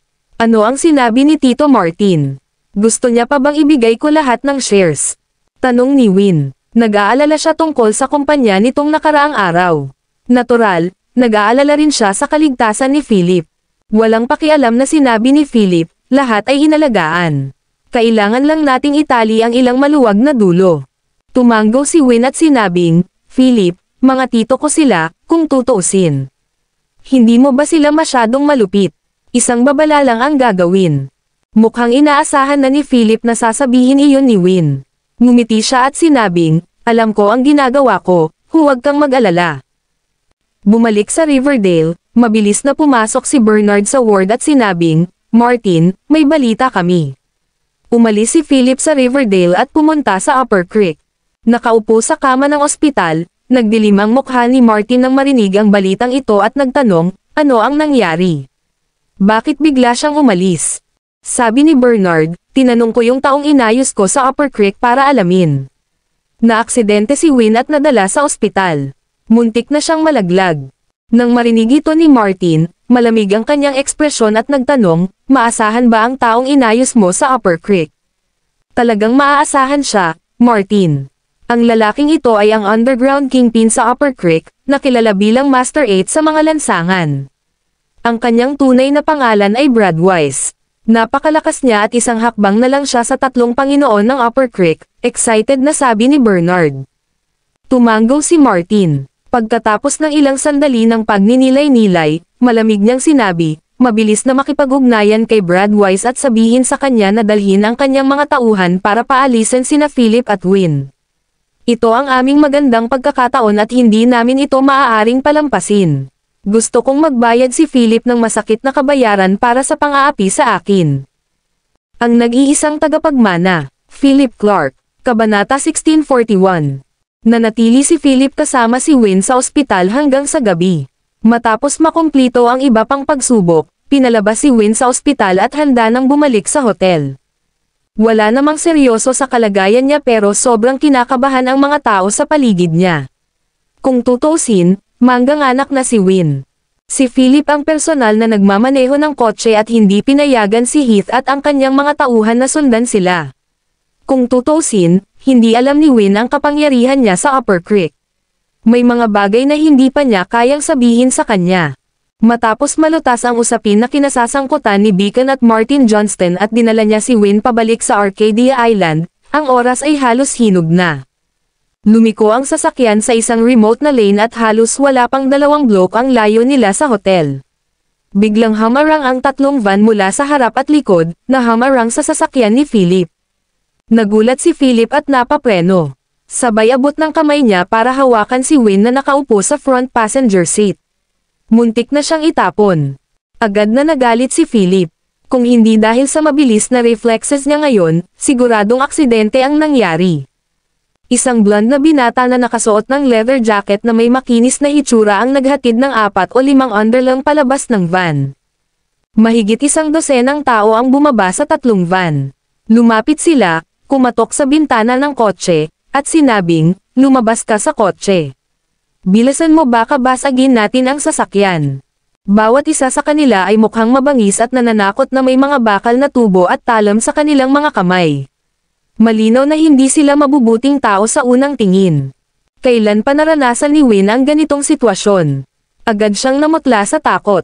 Philip, anong nangyayari? Hinawakan ni Philip ang kamay ni Win at inaliw siya, huwag kang matakot, nandito ako. Bababa ako at aalagaan ko sila. Mabangis na hinailan ni Win ang damit ni Philip at sinabing, huwag kang umalis. Hindi mo ba nakikita na may mga kutsilyo sa kanilang mga kamay? Ayaw mo na bang mabuhay? Pagkatapos sabihin iyon, makita ni Win ang bintana ng kotse at sinubukang ayusin ito gamit ang kanyang mga diskarte sa negosasyon sa negosyo. Kayo, ano ang gusto ninyo? Kung gusto mo ng pera, magkano ang gusto mo? Kaya kung magbayad. Medyo matalino pa si Win. Sa gayong mga panahon, ang pera ay hindi materyal. Ang pagliligtas sa kanilang mga buhay ay dapat ang pinakamahalagang prioridad. Sa butas ng bintana ng kotse, nakita ng grupo ng mga punk ang napakagandang mukha ni Win at agad silang natuwa. Kuya, hindi masama ang sisiw na ito. Bakit hindi mo muna kami hayaang magsaya bago namin sila ipadala sa mansyon ni Master 8? Tama na yan. Tingnan mo na lang ang perfect figure niya. Sulit ang biyahe kung mapasaya natin siya. Hehe. Ang mga punk ay tumawa ng masama at inilagay ang kanilang mga kamay sa hawakan ng pinto ng Mercedes ni Win. Aabot na sana sila at babasagin ang pinto ng kotse nang sinampal ni Blondie ang ulo ng punk sa pangunguna. Ngumisi siya, sinabi. Makikigulo ka pa ba? Nandito kami para magnegosyo. Kapag may nangyaring mali, babalatan ka ni Master 8 nanograms buhay. Tumabi ka. Sa sandaling marinig niya ang pangalang Master 8, natakot ang maliit na punk. Nag-aatubili na tumingin sa magandang babae sa kotse, sa huli ay umiwas siya ng ulo at umatras. Hindi na siya naglakas loob na gumawa ng isa pang hakbang. Master 8, siya ay isang sikat na figure sa underground scene ng Upper Creek at isa sa 4 na araw sa mga lansangan. Ang kanyang reputasyon ay pangalawa lamang sa 3 Panginoon ng Upper Creek. Napakalaki ng kanyang kapangyarihan. Ang mga punk ay mga kampa ni Blondie, habang si Blondie ay isang hindi kapansin-pansing maliit na pinuno ng club sa ilalim ng Master 8. Kung magalit si Master 8, malala ang kahihinatnan nito. Ang mas magaan na parusa ay ang pagkawala ng isang pares ng mga kamay habang ang mas malubhang parusa ay maaaring makapagpawala ng isang tao sa balat ng lupa. Napaatras ang lahat ng marinig ang sinabi ni Blondie. Nakatutok ang mga mata nila kay Win na may bahid ng pag-aatubili. Tumingin si Blondie sa kanila at nakangiting sinabi, isang bangkos ng walang kwentang basura. Dadalhin ko kayong lahat sa club para magsaya mamaya.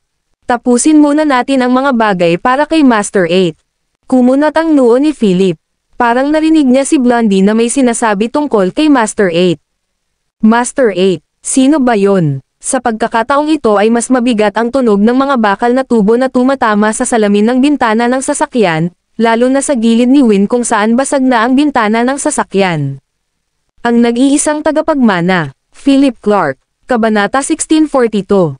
Kayong dalawa, magmadali kayong bumaba. Or else, basagin natin ang sasakyan.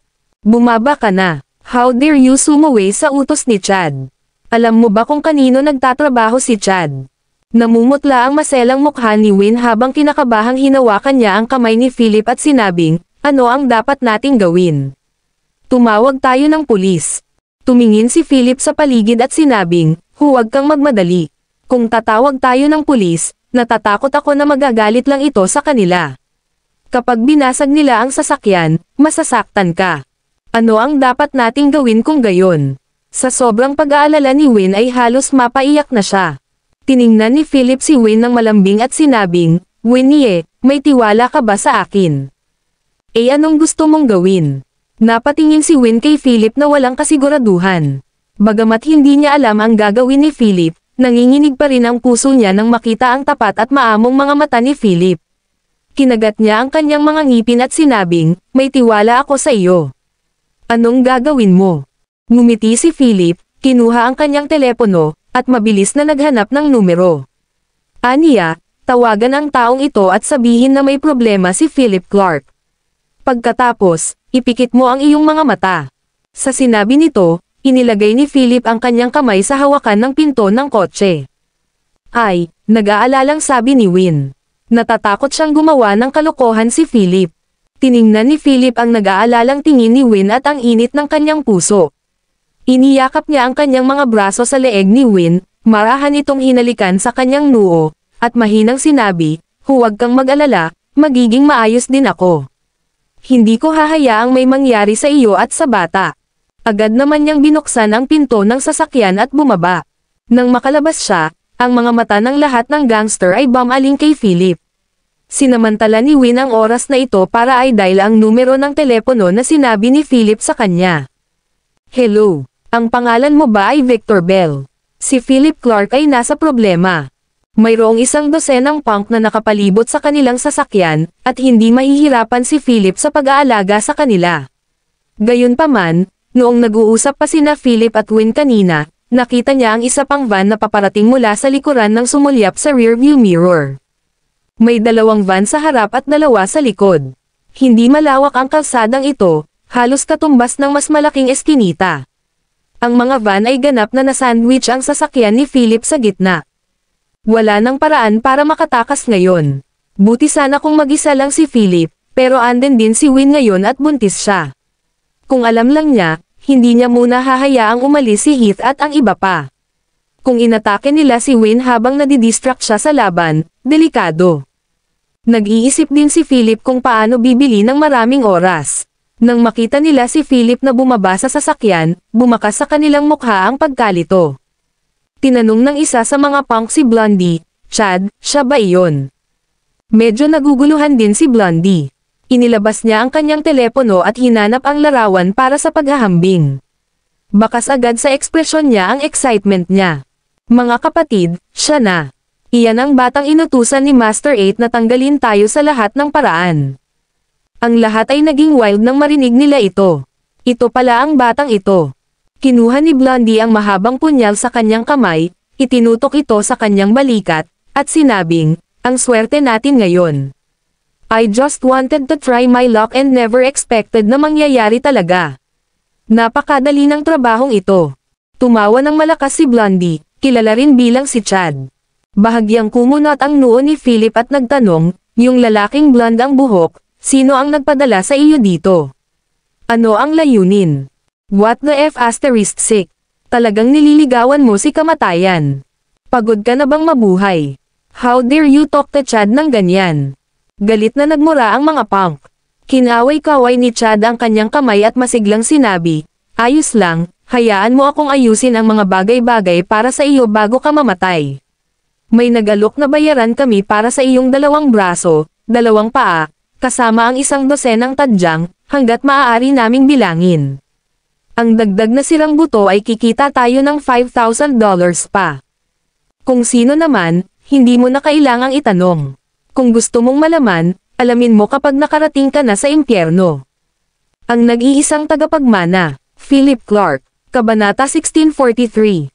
Sa sinabi nito, itinaas ni Chad ang mahabang punyal sa kanyang kamay at marahas na sinaksak ang braso ni Philip habang sumisigaw, "Hayaan mo muna akong kumuha ng 1 braso." Inakala nila na si Philip ay luluhod sa lupa sa takot, o hihimatayin lamang sa takot. Sa kanilang pagtataka, hindi man lang umiwas si Philip. Sa halip, ngumiti siya ng kakaiba kay Chad sa kritikal na sandaling ito. Tumalon ang puso ni Chad. Hindi iyon mga mata na pag-aari ng isang tupa. Malamig, tuso, at paghamak sa lahat.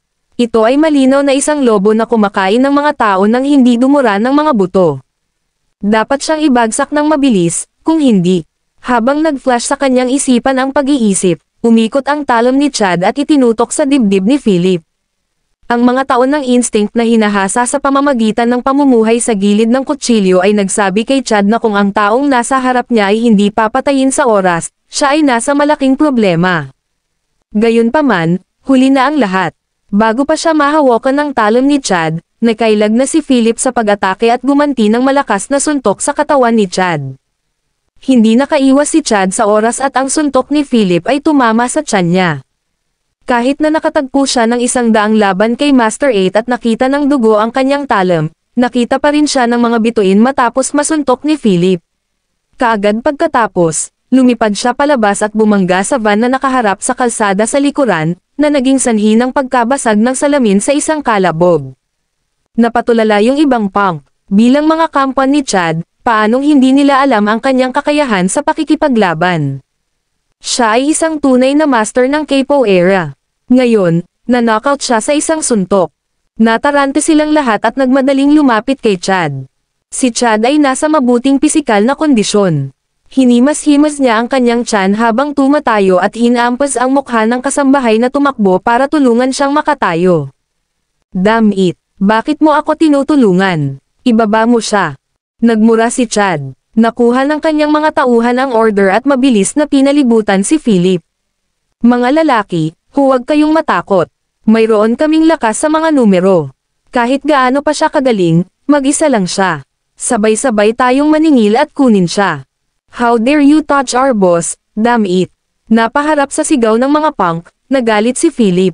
Sabay lapit ng isang punk na malapit kay Philip at pinagsilbihan lang siya ni Philip ng jump kick. Isang anino ang dumaan na sinundan ng isang sigaw. Bago pa man may makakita sa nangyayari, bumagsak na ang punk sa lupa habang kumikibot.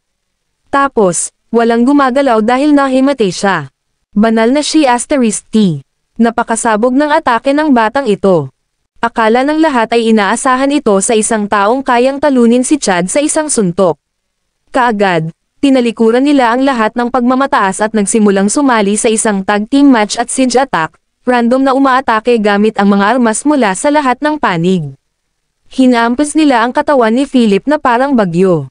Sa mga sandaling ito, nakapikit si Chad papunta sa van. Napakahirap niyang gawin ang bawat hakbang, at hindi mapigilan ang pag-aaral ng dugo mula sa mga sulok ng kanyang bibig. Lahat ito ay salamat kay Philip. Matapos matanggap ni Chad ang suntok mula kay Philip kanina, alam na niya ang husay ni Philip at hindi na naglakas loob na lumapit sa kanya. Nagkunwari lamang siyang nagalit nang sabihin niya sa kanyang mga tauhan na salakayin siya sa isang grupo para tumigil muna habang humihingi ng tulong. Kinuha ni Chad ang kanyang mobile phone mula sa kotse, idinial ang numero ni Master 8, at sinabing, "Hello, Master 8, ito si Chad. Nabugbog ako. WHO. Sino pa kaya ito? Si Philip Clark ang sinabi mong hanapin ko. Master 8, ako." Habang nagsasalita si Chad, tumalsik siya ng isa pang subo ng dugo. Nasugatan niya ang kanyang mga panloob na organo sa pagkakataong ito. Master 8, kailangan mo akong tawagan. Hindi ko siya mapasuko. Napatingin si Chad sa kanyang mga kampan na sunod-sunod na nahuhulog at sinabing, "Pakiusap, dali." "Oo, West Alley. Kailangan mong magdala ng mas maraming tao." Hindi ganoon kadali ang batang ito. Sa loob ng ilang minutong kausap ni Chad, naibaba na ni Philip ang kalahati ng mga tauhan ni Chad. Ang natitirang kalahati ay nanginginig habang binabantayan nila ang kanilang sarili gamit ang mga sandata, hindi nangangahas na humakbang at pukawin siya. Ang nag-iisang tagapagmana, Philip Clark, Kabanata 1644. F***6, paano naging agresibo ang batang ito? Ang kanyang mga kasanayan ay napakahusay. Lahat sila ay mga masasamang tao na kumikita sa pakikipaglaban, ngunit halos 20 sa kanila ay hindi nakayanan ang isang Philip Clark. Sa oras na ito, isang punk ang tahimik na sumilip sa likod ni Philip at itinaas ang bakal na tubo ng mataas at basagin ang likod ng ulo ni Philip. Sa kanyang pagtataka, tila may mga mata sa kanyang likuran si Philip. Hindi siya nagmamadaling iniwas ang kanyang ulo sa gilid at itinaas ang kanyang binti, sinipa ang punk's crotch. Kaagad, ang punk ay halos himatayan sa hindi matiis na sakit. Basag. Lahat ng naruroon ay may nakikiramay na ekspresyon sa kanilang mukha. Alam nilang lahat na ito ang tunog ng mga nabasag na bola. Ang punk na sinipa ay bumagsak sa lupa na puno ng sakit ang mukha habang tinatakpan ng kanyang mga kamay ang kanyang pandiya. Nakayuko ang kanyang katawan na parang hipon, at hindi niya maiwasang gamulong pabalik-balik. Kung tutusin, walang tao ang makakayanan ng ganitong uri ng sakit. Sa loob ng sasakyan ay napapikit si Win ng masunurin at tinapan din ng kanyang mga kamay ang kanyang tenga. Gayunpaman, naririnig pa rin niya ang mga tunog ng mga sandata na nagsasalpukan at mga hiyawan mula sa labas ng sasakyan. Labis siyang nag-aalala kay Philip at palihim na sisilipan si Philip. Matapos masigurado na ayos lang siya, ipinikit niya ang kanyang mga mata. Hindi nagtagal, dumating ang isang kulay abong Audi na may kasamang 7 o 8 SUV. Mula sa Audi, bumaba sa pwesto ang isang nasa katanghaliang gulang na lalaki sa kanyang 50s na may galit at nakamamatay na mukha. Dumating na si Master 8. Siya ay nagsusugal sa isang malapit na kasino at naisip na madaling mahawakan ni Chad at ng kanyang mga tauhan ang isang talunan tulad ni Philip. Bilang resulta, sa halip ay inalis si Chad. Isa itong kahihiyan sa kanya. Kaya, mabilis niyang tinipon ang kanyang mga tauhan at personal na nakarating dito. Nang makita ang lahat na dumating na si Master 8, mabilis silang gumawa ng paraan para sa kanya. Nagmadali din si Chad sa pagtanggap sa kanya. Master 8, napakalakas ng batang ito. Hindi natin siya kaya, dapat mong ipaghiganti ang aming mga kapatid. Smack! Sinampal ni Master 8 si Chad sa mukha. Nanghina na si Cha sa suntok ni Philip kanina at ang sampal na ito ay dumating na natulala sa kanya. Walang kwentang tanga, ni hindi mo kakayanin ang walang kwentang bagay na ito. Nagalit si Master 8. Pagkatapos, nilapitan niya si Philip na nasa likod ng mga kamay. Pinalaki niya si Philip habang malamig na sinabi, "Anak, alam mo ba na isa siya sa akin, 8th Master Wise?" Malamig na ngumiti si Philip nang walang sinasabi, puno ng paghamak ang ekspresyon niya. Agad nagalit ang mga tao sa likod ni Master 8. Alam ba nitong basura kung sino ang nakatayo sa harapan niya? Si Master 8 ay isa sa 4 na hari ng Upper Creek. How dare he look at Master 8 with such contempt? Kaagad, sumigaw sila na kumilos ngunit pinigilan ni Master 8. Bahagyang ngumiti si Master 8 at sinabing, "Mabuti, binata. Naglakas loob ka pa rin kumilos ng matigas kapag napapaligiran ng napakaraming tao. Mayroon kang maraming lakas ng loob. Ang mga tao sa kalye na tulad namin ay higit na humahanga sa matatapang na tao na tulad mo. Kung ang isang tao ay hindi nagbayad para patayin ka, maaaring naisipan kong kunin ka. Gayunpaman, sino ang nagsabi sa iyo na makipagkulitin sa mga maling tao? Ang mga mapusok na kabataan ay kailangang magbayad ng halaga. Gawin natin ito. Ibigay mo si Miss Will Johnston ng walang abala at bibilisan kita. Mababawasan ang sakit na mararanasan mo at sisiguraduhin kung maipapadala ka sa ospital." Bago pa siya matapos magsalita ay may narinig na siyang kaguluhan sa labas ng eskinita. Hindi nagtagal at halos 100 tao ang dumagsa. Kaagad pagkatapos, tumakbo ang kanilang Mercedes-Benz at pinalibutan ang intersection sa magkabilang gilid ng kalsada. Hinaranggan nila ang buong kalye. Mula sa karamihan, isang matipunong nasa katanghaliang gulang na lalaki na nakasuklay ang buhok sa likod ay naglakad ng mabilis. "Brad Wise, sino ang pinapadala mo sa ospital?" Isang dagandong na parang masugid na lobo ang umalangaw-ngaw sa buong eskinita. Ang nag-iisang tagapagmana, Philip Clark, Kabanata 1645. Nagulat si Master 8, bakit parang pamilyar ang boses na ito? Nilinggan niya ang kanyang ulo at nakita niya ang isang lalaking nasa katanghaliang gulang na nakasuklay ang buhok na nagjo-jogging habang malamig na nakatingin sa kanya. Isa ito sa 3 Panginoon ng Upper Creek, si Victor Bell. Agad na pinagpawisan si Master 8 at nawala lahat ng kayabangan niya simula noon. Bagamat kilala siya bilang isa sa 4 na hari sa ilalim ng lupa ng Upper Creek, alam na alam niya na hindi sila magkaparehas ni Victor. Si Master 8 ay isang boss lang sa mga lansangan at nabubuhay sa mga aktibidad ng gang na walang gaanong background. Umasa lang siya sa kanyang seniority at sa maraming underlings. Para naman kay Victor Bell, mayroon siyang malaking background at nagmamay-ari ng hindi mabilang na mga negosyo sa Upper Creek. Dahil sa kayamanan at kapangyarihan niya, naghari siya sa tuktok ng underground na puwersa ng Upper Creek. Sa harap ni Victor, si Master 8 ay hindi hihigit sa isang minion. Master Bell, ano ang nagdala sa iyo dito? Medyo natarante si Master 8, iniisip kong hindi lang nakipag-ugnayan sa kanya ang boss behind scenes kundi hinahanap din niya si Master Bell para pigilan si Philip. Alam ni Master 8 ang ugali ni Master Bell. Ang sinumang maglakas loob na agawin ang biktima na kanyang tinitigan ay ituturing na kaaway at pira-piraso. Sa sandaling iyon, nagpanik siya. Malamig na tiningnan ni Master Bell si Master 8 nang hindi nagsasalita. Mabilis na sinabi ni Master 8, "Oh, inutusan ka rin ba ni Mr. Johnston na pigilan si Philip Clark? Dahil nagpakita ka ng personal, tatabi ako at hahayaan kang kunin ang trabahong ito." Pagkatapos, iwinagayway niya ang kanyang kamay at inutusan ang kanyang mga kampan, si Master Bell na ang pumalit ngayon. Tara na at mag-iwan ng espasyo kay Master Bell. Sa sinabi nito, pinalayo niya ang kanyang mga tao. Kinawayan ni Victor ang kanyang kamay at hinarang ng daan-daang tao sa kanyang likuran ang dinadaanan ni Master 8. Kumunat ang noo ni Master 8 at sinabing, "Victor, ano ang ibig mong sabihin dito?" Habang naka-cross arms, tumingin si Victor kay Master 8 at malamig na sinabi, "Eighth Master Wise, aalis ka ba ng ganon-ganon lang?" "Victor, lahat tayo ay nagtatrabaho sa lansangan. Nagpapakita ako sa iyo ng sapat na paggalang ngayon sa pamamagitan ng pagbibigay ng trabahong ito sa iyo at pag-iiwan sa iyo ng karera. Ano pa bang gusto mo?" Medyo nagalit si Master 8 habang nagsasalita. Kahit na mabigat si Victor, bumigay na siya ayon sa mga patakaran sa lansangan. Bakit siya pa rin ang walang humpay? Hindi niya inagaw ang kanyang negosyo. Malamig na ungol lang si Victor at hindi pinansin si Master 8. Dumaan siya sa kanya at naglakad palapit kay Philip na napapaligiran nila. Ang sumunod na eksena ay nagulat kay Master 8 at sa kanyang mga kampan. Magalang na yumuko si Victor sa binata na inakala nilang talunan at sinabing, "Young Master Clark, I deserve to die.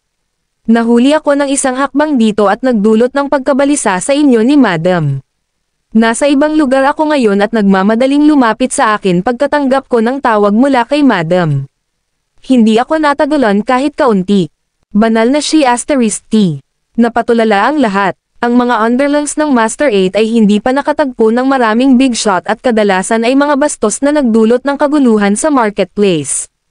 Sa kanilang isipan, ang pinakamakapangyarihang figure na kilala nila ay si Victor Bell, isa sa 3 Panginoon sa ilalim ng lupa ng Upper Creek. Siya ay may hindi mabilang na mga compound sa ilalim niya, malalaking negosyo, at isang matatag na background. Ngayon, ang malaking shot na ito ay talagang nakayuko sa isang binata habang mukhang nalilito at natatakot. Sino kaya ang taong iyon? Bahagyang ngumiti si Philip at sinabing, ayos lang. Kahit na hindi ka dumating, kaya kong pangalagaan ang mga taong ito. Pero nandito si Win ngayon at ayokong may mangyari sa kanya. Ayokong mag-alala siya sa akin. Oo, tama ka, sabi ni Victor na nakayuko. Si Master 8 ay ganap na natulala. Ibang-iba ito sa naisip niya. Akala niya nandito si Victor para magnakaw ng trabaho sa kanya. Sa halip, narito siya para maglaro ng tagapagtanggol. Hindi ba binanggit ni Mr. Johnston na ang taong ito ay isang live-in-law at isang talunan? Paano magagawa ng isang talunan ang isa sa 3 Panginoon sa ilalim ng lupa ng Upper Creek, si Master Bell, na yumukod sa kanya at makipag-usap ng magalang sa kanya? Master Bell, anong nangyayari dito? Bakit mo ibinababa ang iyong ulo sa isang binata? Siya. Nagsimulang mautal si Master 8 nang mapagtanto niya na ang mga bagay ay naging masama. Ngumisi si Victor at sinabi kay Master 8, dapat bulag ang iyong mga mata. Alam mo ba kung sino itong iyong Master Clark? Siya ang pamilya Clark. Ang nag-iisang tagapagmana, Philip Clark, Kabanata 1646. Bago pa matapos magsalita si Victor ay mabilis na hinawakan ni Philip si Victor at itinuro sa likod niya. Simula ngayon, huminto na ang mga ingay ng away. Bahagya nang ibinaba ni Win ang bintana ng sasakyan, sumilip para tingnan ang sitwasyon. Mabilis na nagiba ng tono si Victor nang mapansin iyon.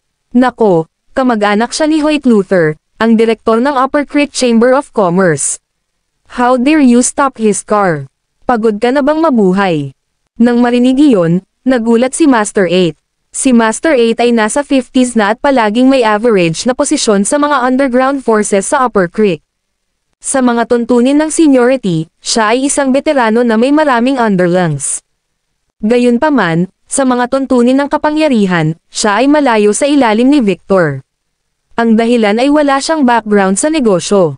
Ngayon, ang taong ito na pinalibutan niya ay kamag-anak ng direktor ng Kamara ng Komersyo, si Hoyt Luther. Hindi katakatakang napakataas ng tingin ni Victor sa kanya. Kung alam ni Master 8 na si Philip talaga ang founder ng Upper Creek Chamber of Commerce, baka mahimatay pa siya. Pangalawa ang takot. Kung talagang ginulo niya ang Diyos ng kayamanan na ito, maaari lang siyang maging isang hindi nakikilalang boss sa Upper Creek sa buong buhay niya. Pinanood ni Win ang lahat ng nangyari sa labas ng bintana ng sasakyan. Nagkaroon siya ng impresyon kay Victor Bell na sinasabi ni Philip na tawagan niya ngayon. Ilang beses na niya itong nakita. Siya ay tila palaging nasa paligid ni Philip at medyo magalang din sa kanya. Bagamat nabanggit lang ni Victor dahil sa kamag-anak si Philip ng direktor ng Upper Creek Chamber of Commerce, sinabi sa kanya ng kanyang instincts na ang mga puwersang ito ay malapit lamang sa malaking bato ng yelo ni Philip. Siyempre, ang lahat ng ito ay mga hula. Iyang Master Clark, awkward na bulalas ni Master 8. Tinuya ni Philip si Master 8 at tinanong, cut the crap. Ang Mr. Johnston na binanggit mo ngayon, si Martin Johnston ba? Sa puntong ito, si Master 8 ay hindi nang ahas na itago ito. Mabilis siyang tumango at sinabing, oo, ito si Martin Johnston ng Riverdale Martin Pharmaceutical. Sabi niya sa amin na pigilan kayo ni Win Johnston at baliin ang mga pamo. Makakakuha tayo ng $100,000 kapag tapos na ang trabaho. Galit na galit si Victor nang marinig iyon. Paano niya naiisip na saktan si Young Master Clark? Pagkatapos, tinanong ni Victor si Philip para sa karagdagang mga tagubilin. Young Master Clark, dapat ko bang kontaken si Theo ngayon at sabihin sa kanya na dalhin ang kanyang mga tao upang palibutan si Martin at ang iba pa? Ngumiti si Philip at winagayway ang kanyang kamay habang sinasabi niya kay Master 8, gusto mo pa ba akong pigilan ngayon? Mabilis na umiling si Master 8 at sinabing, syempre hindi. Ang lahat ng ito ay isang hindi pagkakaunawaan. Dahil hindi pagkakaunawaan, ilayo na natin ang mga sasakyan. Babalik na kami ng asawa ko. Kalmado ang ekspresyon ni Philip. Kasama sina Victor at Master 8, nalaglag ang panga ng lahat. What the hell? Nakipaglaban sila sa impyerno at pabalik ngayon. Ngayong naayos na ang lahat, uuwi na siya para maghapunan. Naguguluhan din si Master 8 ngunit hindi naglakas loob na suwayan ang mga salita ni Philip. Mabilis niyang sinabihan ang kanyang mga nasasakupan na ilipat ang mga sasakyan at linisin ang mga kalsada habang si Victor naman. Naguguluhan si Victor. Bakit napakabait ni Philip ngayon? Nang makitang itinaboy si Philip, tinitigan ni Victor si Master 8 at malamig na sinabi, ngayon, pinabayaan ka niyang Master Clark. Simula ngayon, huwag mo na akong makitang muli sa Upper Creek. Pagkatapos noon ay umalis na rin si Victor kasama ang kanyang mga tao. Natigilan si Brad Wise sa pwesto, puno ng malamig na pawis ang kanyang noo. Nanginginig na rin ang mga braso at binti niya. Ang huling salita ni Victor at ang tingin sa kanyang mga mata ay puno ng layuning patayin. Nagpanik siya. Hinatid ni Philip si Win pabalik sa hotel at tinulungan siya sa itaas. Pagpasok pa lang nila ay nakita nila ang isang babaeng napaka-elegante ang suot na nakaupo sa suite na tila naghihintay kina Philip at Win. Kasama niya ang dalawang bodyguard na nakasuot na nakatayo sa likuran niya. Napahawak si Win sa tiyan niya at ainal-alayan ni Philip. Medyo nakasimangot na tanong niya, "Excuse me, you are?" Ang nag-iisang tagapagmana, Philip Clark, Kabanata 1647. Nakangiti ang eleganteng babaeng nakaupo sa sofa habang nakatingin kay Win at tumango. Pagkatapos, binaling niya ang tingin kay Philip at nakangiting sinabi, "Phil, ayaw mo bang ipakilala ang iyong pang-apat na ina?" Sakalang ngumiti si Philip at ainal-alayan si Win na makaupo. Sabi niya, "Winnie, ito ang aking ika-apat na ina." Pang-apat na ina. Nagulat si Win nang may pag-aalinlangan bumaling ang kanyang mga mata kay Philip habang nagtanong, ang pang-apat na pag-ibig ng biyenan. Mabilis siyang pinutol ni Philip at tinignan siya ng mata. Humalaklak ang magandang babae at sinabing, "Ayos lang, Phil." Totoo ang sinabi ni Winnie. Napagtanto ni Win ang kanyang pagkadulas ng dila at mabilis na tumawa upang takpan ang kanyang kahihiyan habang sinasabing, "Paumanhin, ika-apat na ina." Ngumiti ang babae at kinuha ang isang maselang maliit na kahon ng regalo mula sa bodyguard sa likod niya gamit ang malajade niyang mga kamay. Nakangiti niyang inabot ito kay Win at sinabing, "First meeting natin ito at hindi ko alam kung ano ang gusto mo, kaya naghanda na lang ako ng random na regalo para sa iyo. Sana hindi ka mag-isip." Siya ay tumawa at nagbiro, ang ngiti sa kanyang mukha ay parang araw, na nagpapalabas ng init sa iba. Ang pangalan niya ay si Hazel Eva at anak niya ng pamilya Eva, isang mayamang pamilya sa bansa. Sa kasamaang palad, ang pamilya Eva ay bumagsak at matagal nang bumagsak sa isang ordinaryong maliit na pamilya. Si Hazel ay edukado, maamo, at maislan. Siya ang namamahala sa marami sa mga negosyo ng pamilya Clark. Kahit na ang kanyang katayuan sa pangunahing pamilya Clark ay hindi kasing taas ng kay Jada, hindi rin siya maaaring baliwalain. Maraming beses, naghahatid ng mga tagubilin si Hazel sa ngalan ni Roger. Bukod dito, siya at ang biolohikal na ina ni Philip ay palaging may maayos na relasyon. Siya ay palaging nagmamalasakit kay Philip pati na rin. Isa siya sa iilang tao sa pamilya Clark na talagang nagmamalasakit kay Philip at bumati sa kanya.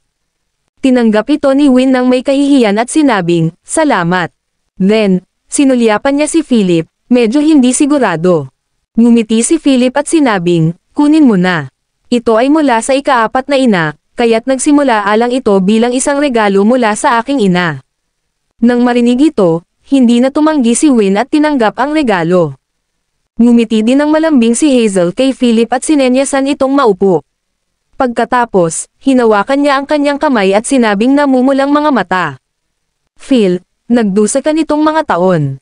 Sorry ngayon lang ako nakadalaw sa'yo."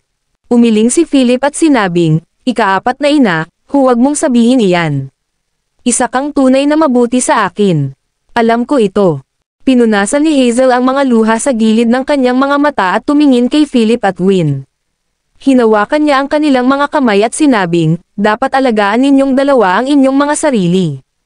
I'm here this time just to see you and the daughter-in-law of the Clark family. Nga pala, nasaan si Mila? Nabalitaan ko na mayroon kang isang cute at magandang anak na babae. Ngumiti si Philip at hiniling sa utusan na dalhin si Mila. Pumasok si Mila at tumalon sa mga bisig ni Philip, sumigaw ng matamis, "Tay, bumalik ka na." Hinaplos ni Philip ang ulo ni Mila at sinabing, tugunan mo siya bilang ikaapat na lola. Tumingin si Mila sa babaeng nakaupo sa sofa na nakangiting magiliw sa kanya at matamis na sinabi, ikaapat na lola. Masayang tumugon si Hazel, sinenyasan ang bodyguard na nasa likod niya na kumuha ng regalo, at sinabing, ito ay regalo para sa iyo, Mila. Gustong abutin at kunin ni Mila pero sinulyapan muna niya sina Philip at Win. Hanggang sa nagkasundo sila ay malugod niyang tinanggap ito. Hindi nagtagal, iniwan ni Win sina Philip at Hazel. Nagsalin si Philip ng isang tasa ng kape kay Hazel at nagtanong, ikaapat na ina, ano ang nagdadala sa iyo dito sa pagkakataong ito? Napabuntong hininga si Hazel at nag-aalalang tumingin kay Philip habang sinasabi nito, Phil, dapat mong palayain ang mga tao mula sa pamilya ng sangay. Alam na ng lahat sa Arcadia Island na pinipigilan mo sila. Ang pamilya ng sangay ay naglolobi na ngayon kung saan-saan, at 3 beses pang ang nilapitan ng chieftain ng pamilya ng sangay ang iyong ama. Ang kanyang saloobin ay nagiging matigas sa bawat oras. Gusto nilang palayain mo sila. Kung hindi, dadalhin ng chieftain ng pamilya ng sangay ang mga tao sa Upper Creek para igiit ang kanilang pagpapalaya. Sa oras na iyon, magkakaroon ka ng malaking problema kapag bumalik ka sa Arcadia Island. Nagmamadali lang lumabas si Hazel this time just to send Philip this message. Ang nag-iisang tagapagmana, Philip Clark, Kabanata 1648. Tahimik na humigop ng tsaa si Philip at sinabing, ano ang sabi ng tatay ko? Anong masasabi niya? 3 beses niyang iniiwasan ang konfrontasyon, ibig, kailangan mong lutisin ito ng mag-isa, sabi ni Hazel at sabihing nagbuntong hininga, siguro kung ano ang iniisip ng iyong ama. Paano mo malulutas ang isang malaking bagay sa iyong sarili? Iyan ang pinuno ng pamilya ng sangay. Kinakatawan niya ang buong pamilya ng sanay. Nang sabihin ito ni Hazel, ipinahayag niya ang kanyang pag-aalala para kay Philip. Napangiti si Philip at sinabing, ikaapat na ina, may tiwala ka ba sa akin at sa aking ama? Nagulat si Hazel at sinabing, syempre, paano ako hindi magtitiwala sa inyong dalawa? Kung ganoon, maaari mong itago ang iyong mga alalahanin sa iyong sarili. Alam ko ang ginagawa ko. Kung maglakas loob ang pamilya ng sangay na tumawid sa linya, hindi magiging maganda ang wakas na naghihintay sa kanila, mataray na sabi ni Philip. Ngunit paano kung ang pinuno ng pamilya ng sangay ay gumawa ng hakbang laban sa iyo at sa iyong ama? Nag-aalalang tanong ni Hazel. Tumayo si Philip, inilagay ang kanyang mga armas sa likod ng kanyang likod, at tumayo sa harap ng malaking French window. Sabi niya, basta maglakas loob siyang gumawa ng anumang bagay na lumampas sa linya, hindi na kailangang umiral pa ang pamilya ng sangay. Nang tumingin sa likuran ni Philip at nakikinig sa mga salitang iyon mula sa kanyang bibig, nanginginig ang puso ni Hazel. Napakalakas ng ugali at tono. Lumaki na ba si Philip? Ang intensity na ito ay hindi mababa kumpara sa kanyang ama noon. Napaisip si Hazel at sa wakas ay sinabing, well, dahil nakapagdesisyon ka na, wala na akong sasabihin. Pero kailangan mong ayusin ng maaga para kay Win at sa mga anak mo, naiintindihan mo ba? Siyempre, alam ni Philip yon. Lumingon siya, nakangiting tumingin kay Hazel, at humakbang. Inakbayan niya ito at sinabing, ikaapat na ina, huwag kang mag-alala tungkol dito. Mayroon akong mga plano. Dahil nandito ka na, hayaan mong ibili kita ng hapunan at hayaan mong maranasan mo ang mga lokal na kaugalian ng Upper Creek. Pinanlakihan siya ng mata ni Hazel at sinabing, katulad ka pa rin noong bata ka, ayaw mong sabihin kahit kaninong bagay. Kapag nakita mo ang nanay mo na ganito ngayon, siguradong papagalitin ka na naman niya. Speaking of this, parehong natahimik sina Hazel at Philip. Napangiti si Philip at sinabing, I miss her too. May pupunta pa ba sa mausoleum ngayon? Bumantong hininga si Hazel at sinabing, pumupunta doon ang iyong ama 1 beses kada 6 na buwan. Ikaw naman, Ilang taon ka nang hindi bumabalik. Araw-araw mo siyang pinag-alala sa'yo. Hehe, kung talagang nag-aalala siya sa akin, hindi niya ako pinayagang umalis in the first place. Nagkibit-balikat si Philip, mabilis na sabi ni Hazel. Huwag mong sisihin ang iyong ama. Ayaw niya rin. Sa katunayan, siya. Okay, tama na, huwag na nating pag-usapan ito. I'll get Win and will accompany you to have stroll outside, nakangiting sabi ni Philip. Bulong ni Hazel, sa tuwing pinag-uusapan natin ang iyong ama, palagi mong iniiba ang usapan. Siya ang tatay mo, kung tutuusin. Kinawayan ni Philip ang kamay at pumasok sa susunod na suite. Pagbukas ng pinto, nakita niya si Win na nakikipaglaro kay Mila. Kamusta na? Tapos na ba kayong mag-usap? Tumaas ang kilay ni Win at nakangiting tanong. Tumanggaw si Philip at nagsimulang magsalita bago nagpigil. Pagkatapos, tinanong niya, mayroon ka bang anumang mga katanungan para sa akin? Ang nag-iisang tagapagmana, Philip Clark, Kabanata 1649. Tumaas ang kilay ni Win, tumingin kay Philip, at sinabing may mahinang ngiti, hindi. Kung gusto mong sabihin sa akin, handa akong makinig, kung hindi mo. Ayoko, tapos ayoko. Hihintayin ko ang araw na handa kong sabihin sa akin. Natigilan si Philip, napatingin siya kay Win at pinagmamasdan ang paglalaro nito kay Mila sa umbok nitong tiyan. Isang malakas na pakiramdam ang biglang bumalot sa kanyang puso. Lumapit siya, niyakap si Win mula sa likuran, at sumando sa balikat nito habang sinasabing, Winnie, balang araw malalaman mo na hindi wastrel ang asawa mo. Sa araw na iyon, ikaw ang magiging pinakamasayang babae sa mundo. Ito ang ipinangako ko sa iyo. Napangiti si Win, ang maliit niyang makatarungang kamay ay nakahawak sa malaking kamay ni Philip. Magiliw niyang sinabi, alam ko. All along, alam ko sa puso ko hindi ikaw yung sinasabi nila. Naghintay ako, umaasa na darating ang araw na ito.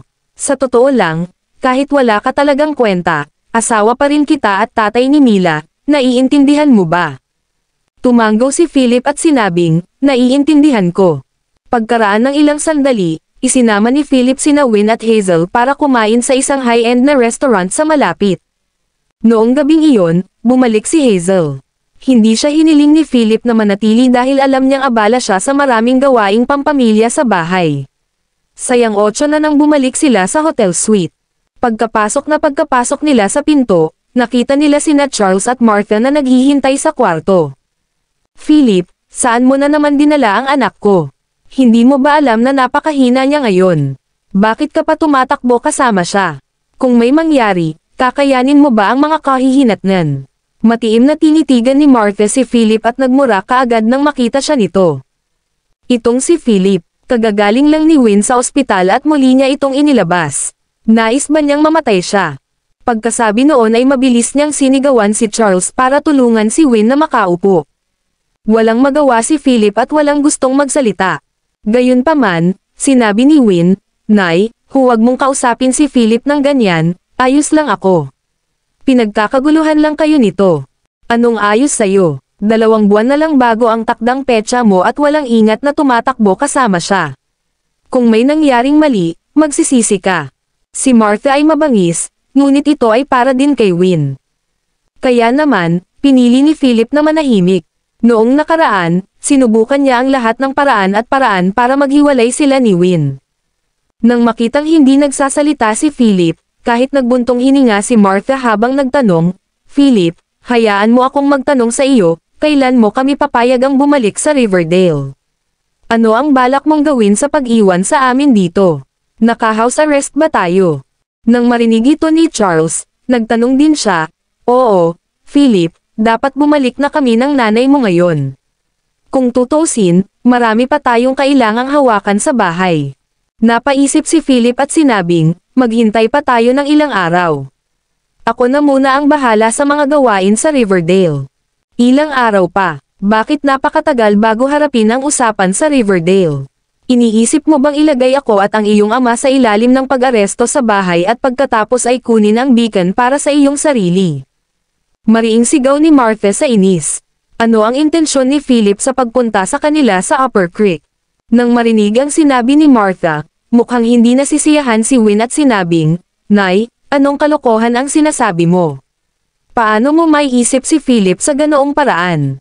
Tinutulungan niya ako na asikasuhin ang mga gawain ng kumpanya. Anong ibig mong sabihin tinulungan ka niya? Sa tingin ko wala siyang magandang intensyon. Siya ay kasama namin sa loob ng maraming taon ngunit hindi kailanman nagkaroon ng anumang malalaking tagumpay. Gusto lang niya tayong pagsamantalahan. Winnie, huwag kang magpapaloko sa kanya. Sa tingin mo ba sincere siya dahil lang sa may kaunting pera at maayos ang pakikitungo niya sa iyo? Sa tingin ko sinusubukan ka lang niyang lokohin. Pagkatapos, kukunin niya ang beacon para sa kanyang sarili, ay cash out ito, at tatakas. Mabangis na nagmura si Martha at nakaramdam siya ng sobrang sama ng loob. Ang nag-iisang tagapagmana, Philip Clark, Kabanata 1650. Ilang beses na sinubukang pumutol ni Charles ngunit napatigil siya sa pagtitig ni Martha. Nay, tama na. Anong kalokohan ang sinasabi mo? Kinakabahan si Win. Pinandilatan niya si Martha habang tumingin kay Philip at sinabing, Philip, pasensya na. Ang aking ina. Ngumiti si Philip, walang magawang umiling, at sinabing, ayos lang. Pagkatapos noon, sinabi niya kay Win, sa tingin ko mas mabuting ipaalam sa kanila ang ilang bagay. Nagulat si Win at natahimik. Parang napunit ang ekspresyon niya sa pag-aalinlangan. Natarante sina Charles at Martha nang marinig nila ang kanilang mga salita at makita ang kanilang mga kilo. Winnie, ano ba? Ano ang tinatago mo sa akin? Sabihin mo sa amin. Balisa si Martha. Masasabi niyang may itinatago si Win sa kanya. Matapos mag-isip ng mahabang panahon, sinabi ni Win na may pag-aalinlangan, Nay, huwag kang masyadong magalit kapag sinabi ko sa iyo. Okay, sige, sabihin mo lang sa akin dali. Naguguluhan ngayon si Martha.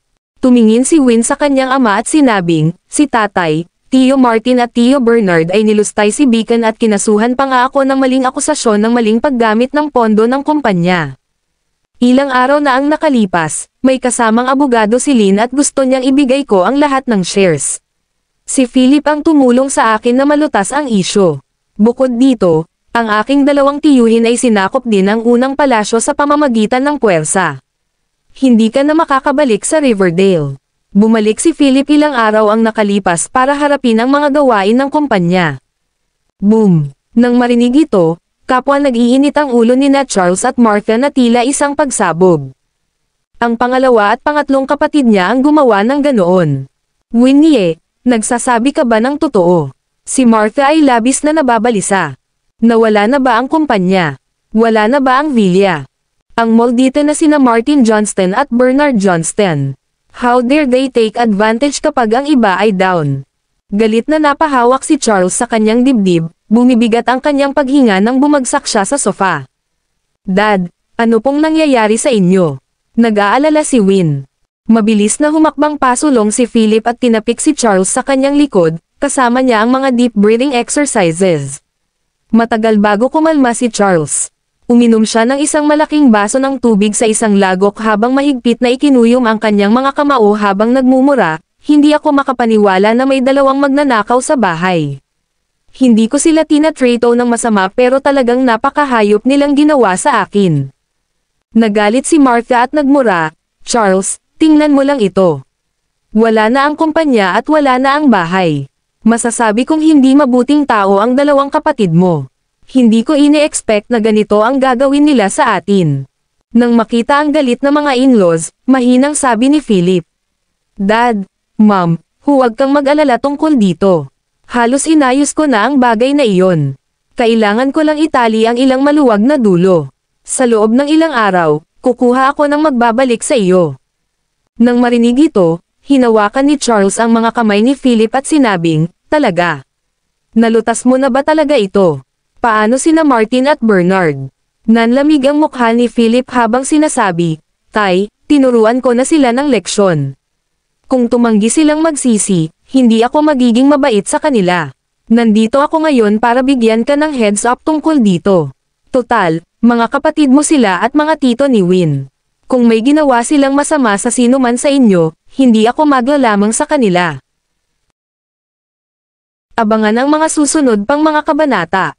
Please comment, like, and share, mga Kamaster. para updated ka sa aking mga susunod pang mga videos.